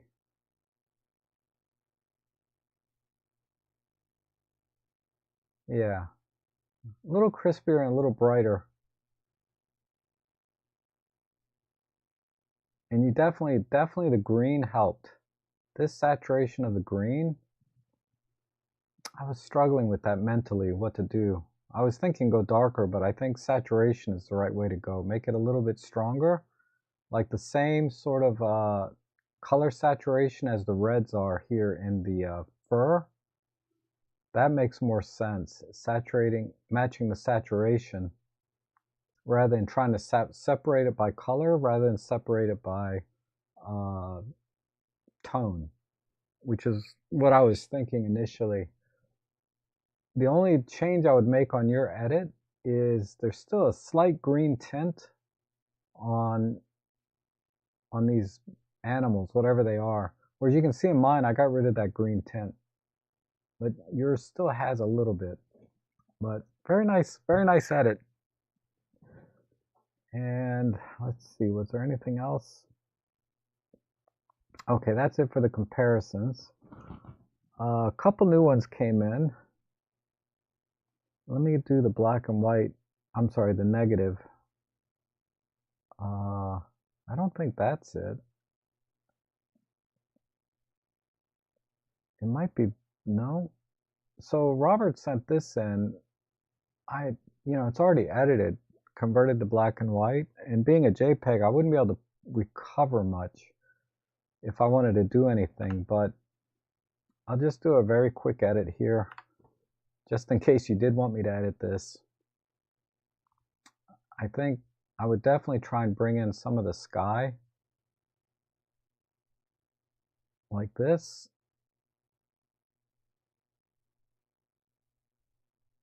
Let me give it some micro contrast. And then make the water, same thing with the water, just give it some more contrast. Maybe not that much.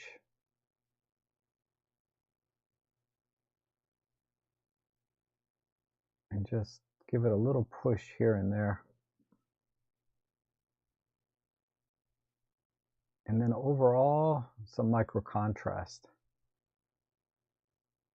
Maybe some clear view.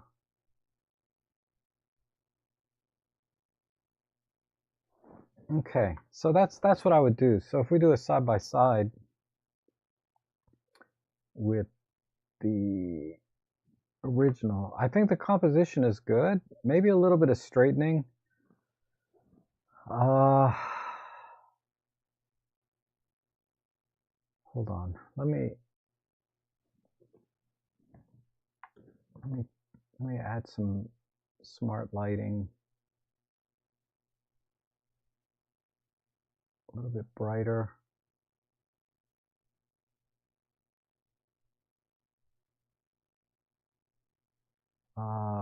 If I were, I don't think I can get any perspective correction, but let me try.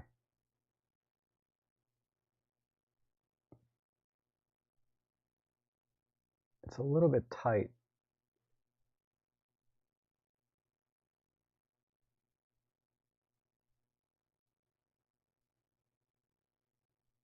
Yeah, it's a little tight.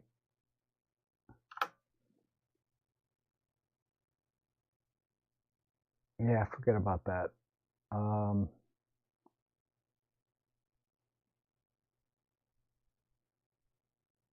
But that's all I would do.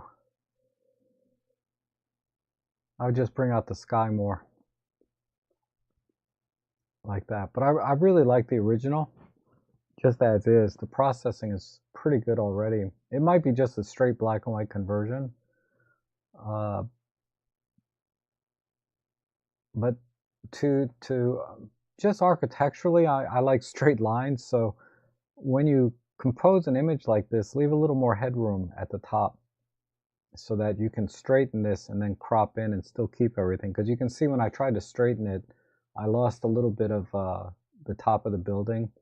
So I would definitely just shoot a little bit wider or a little bit higher so that I could do some perspective corrections.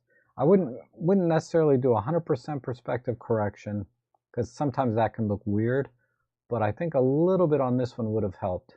But other than that, I think it's a beautiful shot, really well composed. Okay, and then let me see.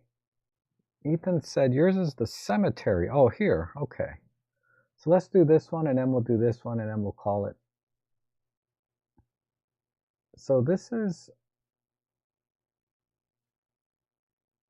already been converted from a negative, or this is a slide.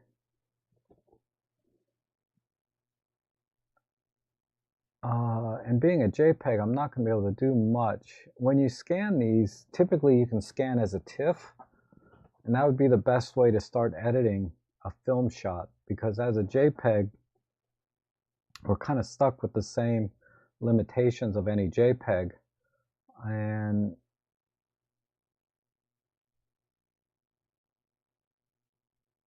so I'm going to have very, very limited what I can do.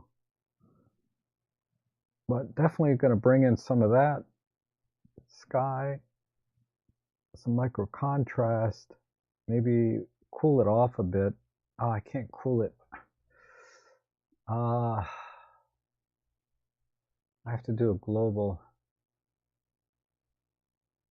I'm going to do a global shift here.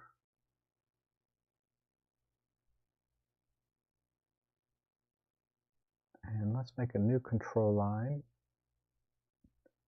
And we'll focus more on the shadow areas. And just brighten that up.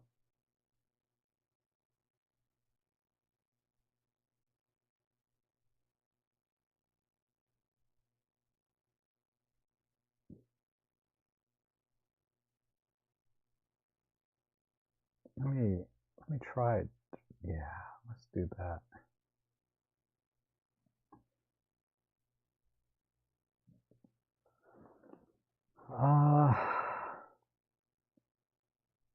Let me see.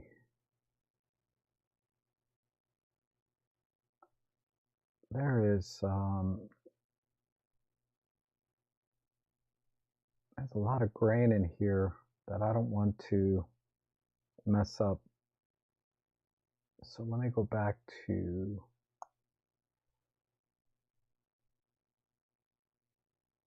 my original control line. Let's back off this micro contrast and see.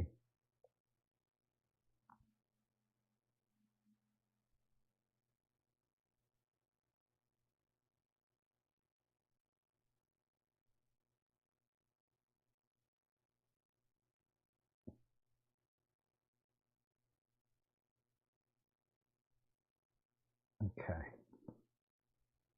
All right, let's try some smart lighting. Nope. Go back to this mask down here. I push the highlights a bit too much. Just because, like I said, a JPEG, it starts to get a little muddy.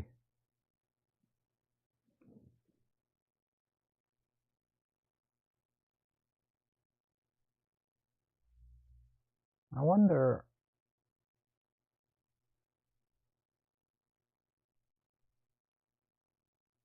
I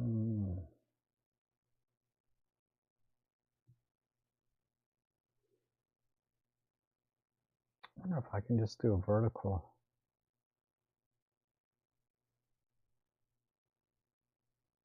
Right about here.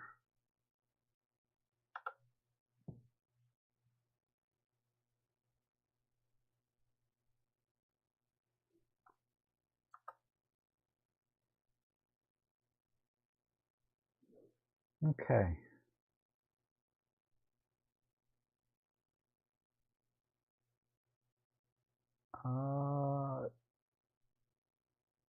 Just leave the default.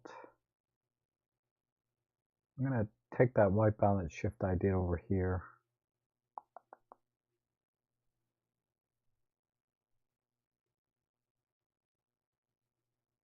And then some very, very minor brushing here.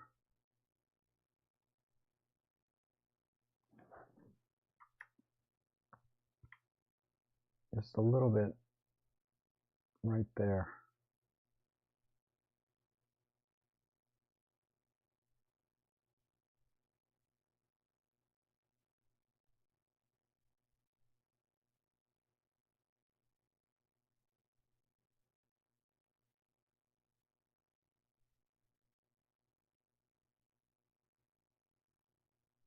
Okay.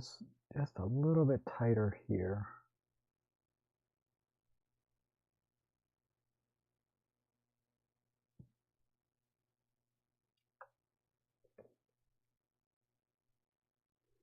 Okay, let's do a side by side.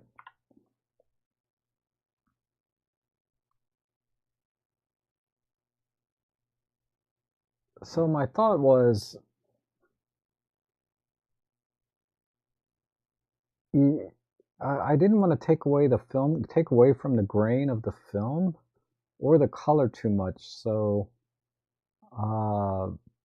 because, film has a natural, it's a completely organic process, right? So you want to try to maintain the colors that the film created itself. And when you look at, with respect to that, make sure you just do default color profile, meaning it's just going to use whatever colors came in. It's not going to try and shift them or adjust them at all on the when you're editing.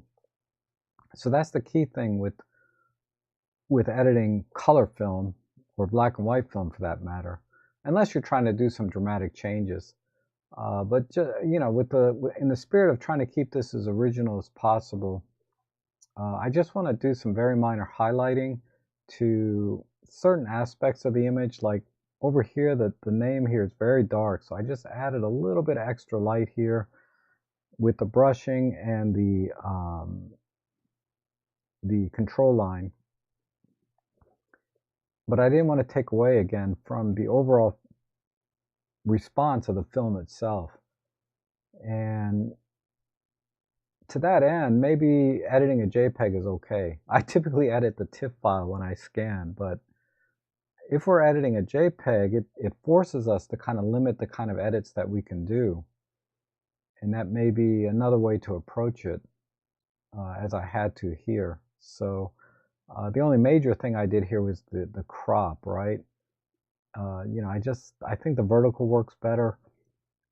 It's just more balanced. So I have this heavy stone here, and then I have the tree branches up here, and then this very strong point of light here, with all of the shadow areas down here. Okay, and let's see, I think this was the only other one, right? Let me just skim. I did all of these. Yep. Okay, so let's apply a preset. And Pentax KP with a kit lens. Wow. Wow. Okay.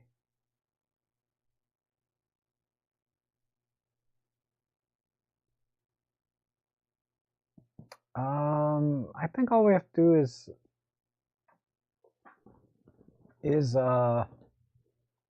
maybe just bring in some of the cloud detail, temper the water, and highlight the bridge with the people here at the end, right? Because that's kind of the intent, and it's fairly well, you know, you're a little bit off here with this corner and this corner, so we're going to crop in a little bit to balance that, and then we're done. So let's work with the composition first, and just balance. Like I said, the horizon is, wow, it's perfect. Just needed to stand a little bit to the left, I think.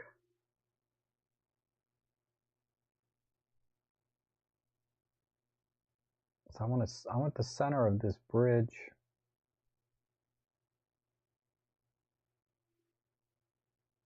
Actually, you're almost perfectly centered.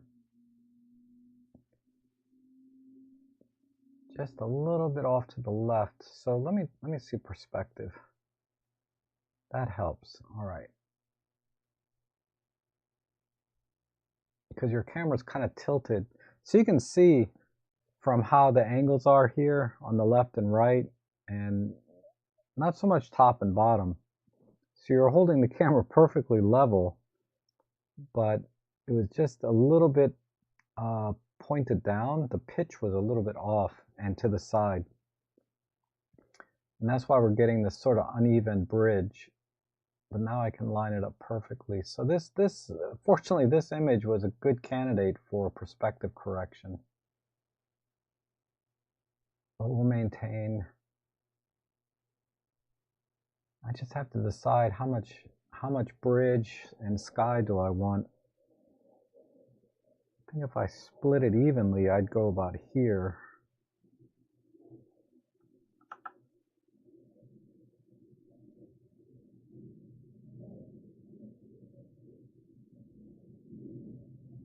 Okay.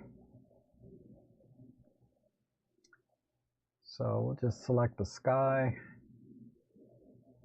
Just bring the highlights in clear view, micro contrast. And let's brush. I wonder if, yeah.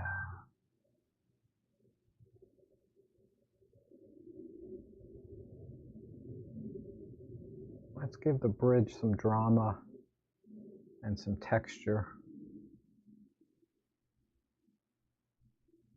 Okay.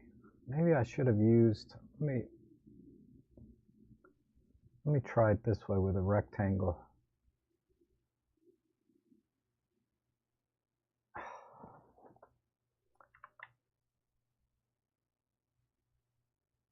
Yeah, I can't even get it. I think the original AI tool was fine.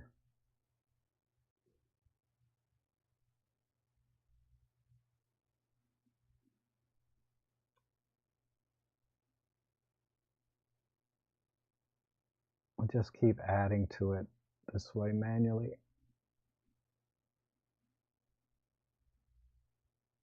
We don't need to go too far down, but okay. So micro contrast and clear view, not too much there. Make it a little darker. Maybe add some, hold on. Okay. Maybe add some warmth.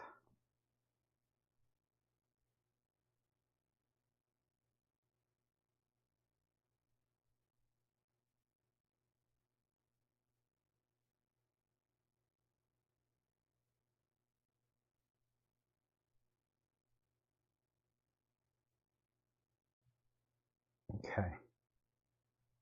And then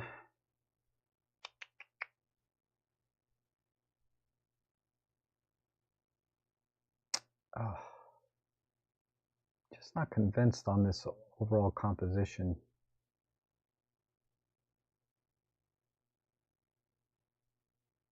I'm wondering if I should do a little bit tighter.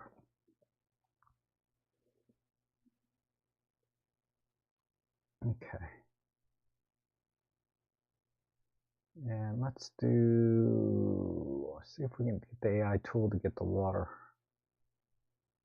here and here and there, it's good. Let's get a brush, submask, brush, and just erase a little bit here. Oops, it's too much. Smaller brush. There.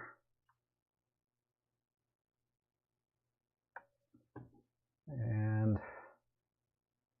some clear view, make it a little darker.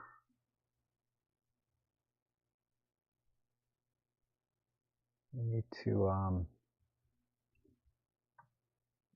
to add a little bit here and here. Oops.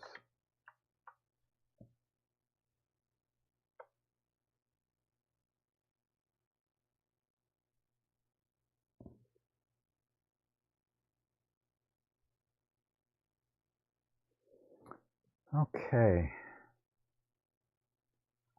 And now let's work on the sand. I think the AI tool might be able to grab the sand. Let's try.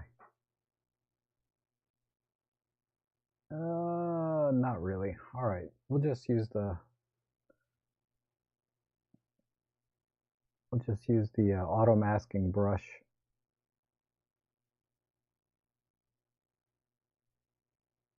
The auto masking brush seems to be using a little bit of AI too.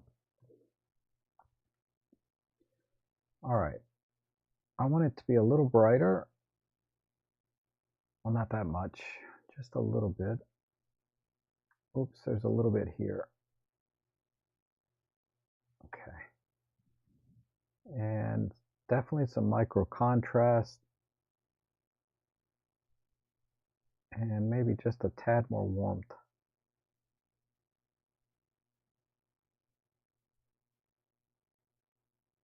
Okay. And then brush a little bit on the top of the grass. Smaller brush. Like this.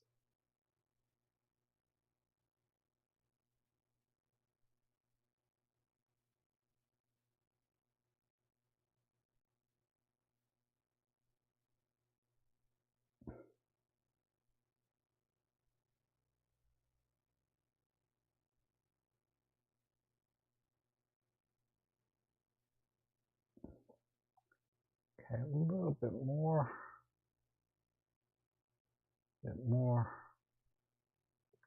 Get a little bit off the top.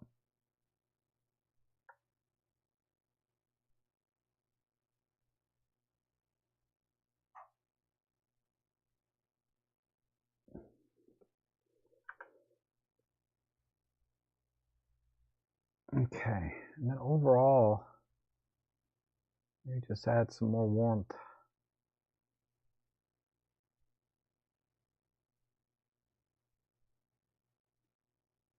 Okay, let's export that, and we'll do a side by side. So this is this side towards screen. This is yours. Okay.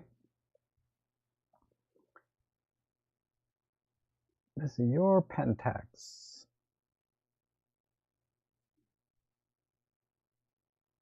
I love my Pentax cameras. I have a K3 and a K3 Mark III monochrome, and they are awesome.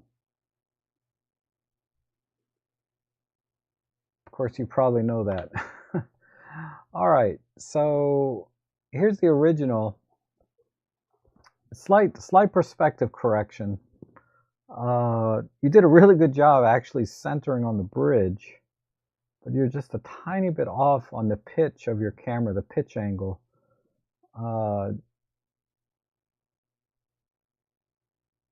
And yeah, so I think we're good. I think, yeah, I'm sorry. I'm getting tired here. But yeah, so I brought out the details and the textures in the clouds and the sand, made the water darker. I should have probably backed off the green tint in the water a little bit, but and made it more blue, like shifted the slider a little bit cooler. And that's it. And then bring out the texture in the little bridge here, right? So maybe a slider tool.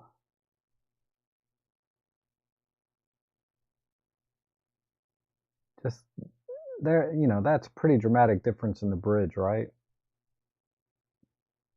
And in person, I think actually this is what you would probably see more because our eyes are drawn to like these fine details. You know, so perceptually, I think it still works even though it's a huge difference than the original. And just a tighter crop. There was just a little bit too much sky and bridge. And these people are just tiny. So I think just coming in and just giving a little bit, coming a little tighter with a little less sky. So it's like 2/3 foreground and 1/3 sky. And I think that came out pretty good. So, all right. So I didn't get a chance to address your email, Heather, but basically it was about entering a photo contest and the rules that they have. And generally speaking, they don't want you doing a lot of the things that I do in the editing session here that Photolab can do, right?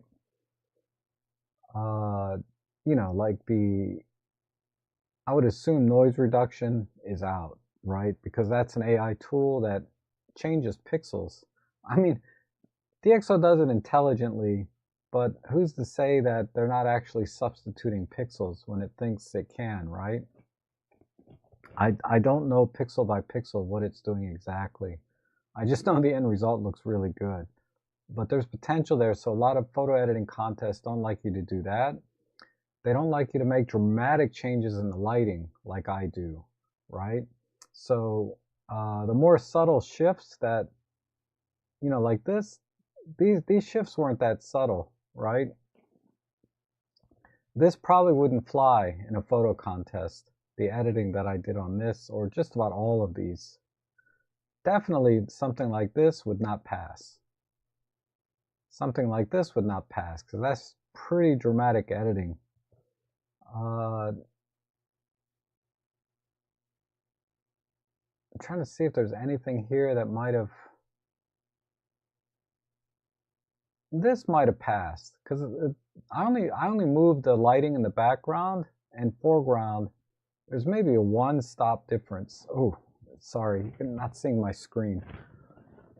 Like in this shot here, this would probably pass in a photo contest, other than maybe the heavy cropping, because some photo contests don't like you to crop your image, other than slight horizon corrections and things. But in terms of lighting and color and, you know, all the editing that I did here, this would probably be acceptable. Because there wasn't anything dramatic. I just added some saturation, and I didn't make any lighting changes more than a half a stop in either direction, so combined maximum 1 stop difference. Something like that would probably pass. Something like this, you know, there's the original, there's my edit. That's a close call. I mean, other than the noise reduction, this is a tough call. I don't know if a photo contest would take this. But that said, you know, I've never entered a photo contest myself.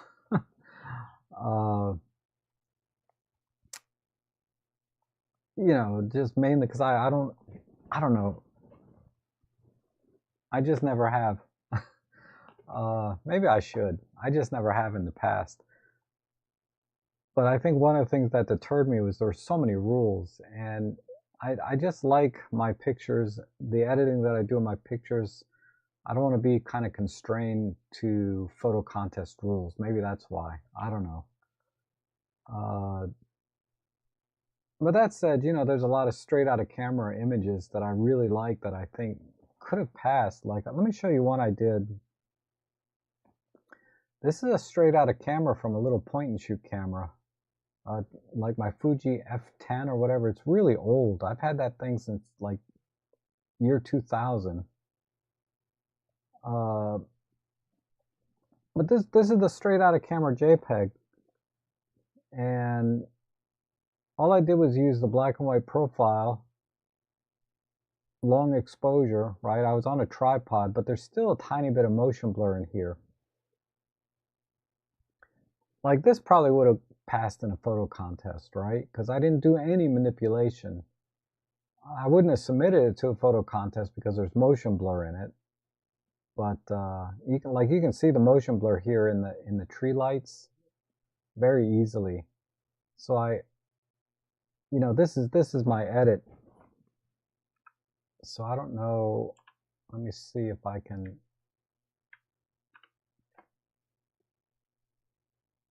So this is my edit here on the right.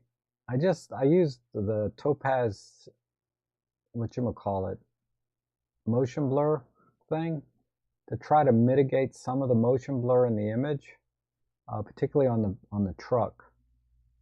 So it's just a little better and a little contrast. But you know, anyway, that's all I got today. So let me check the chat. And Paul says, I just entered a national contest here in the UK. There were no restrictions on edits, just had to be taken with a camera, not AI. Okay. And the rules seem very subjective. Yeah, they are. I mean, every photo club or whoever's doing the contest has their own ideas about what is a photograph and what is, you know, a creative art piece, right? So,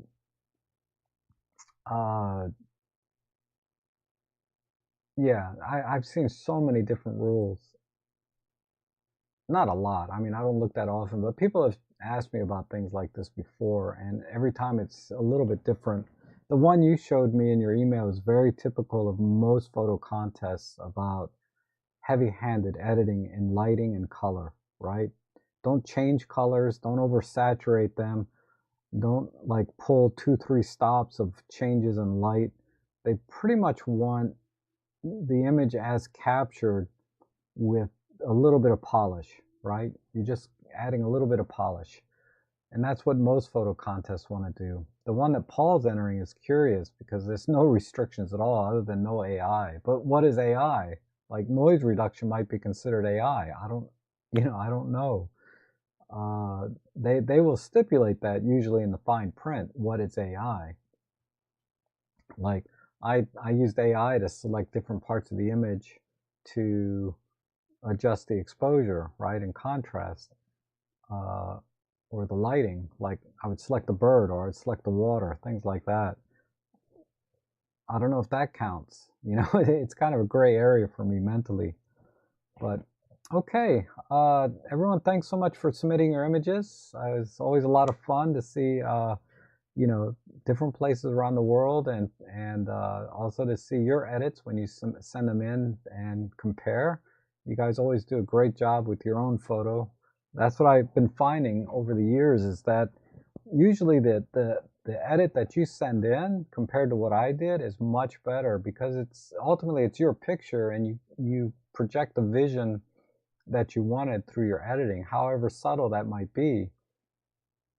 A lot of times I do like your edits a lot better, so it's great to see those. So feel free to submit your own edits after, you know, I do yours. If you submit them at the same time, it might influence how I edit. So I'd rather see them, like, you can submit them during the stream, so I don't see them firsthand. Like the one from Shakabe today, I don't remember him cropping in like in a panoramic ratio, but I did see the thumbnail. But I tried to mentally block it, but apparently I was influenced by it, because I ended up cropping in a very similar way. But okay, you guys, I will be back on Sunday for the second part of our 8th annual Micro Four Thirds meetup. I have a lot of great guests, some new ones like Ali O'Keefe and David Smith, Dax, formerly from OM Systems. I know a lot of you guys really liked him. I know he was probably my favorite person to watch on the OM System channel, until he was not, not there anymore, unfortunately. But so we'll see what he's been up to, and then of course Brian, the Micro Four Thirds guy, brings in a ton of experience and wisdom to photography. And then Chris McGinnis, you guys don't know probably. He's an OM System ambassador that concentrates on macro photography. And then also Lee Hoy, of course, birding and wildlife. He was on last year. So let's see, Dax, Chris, Ali's new, Lee's been there.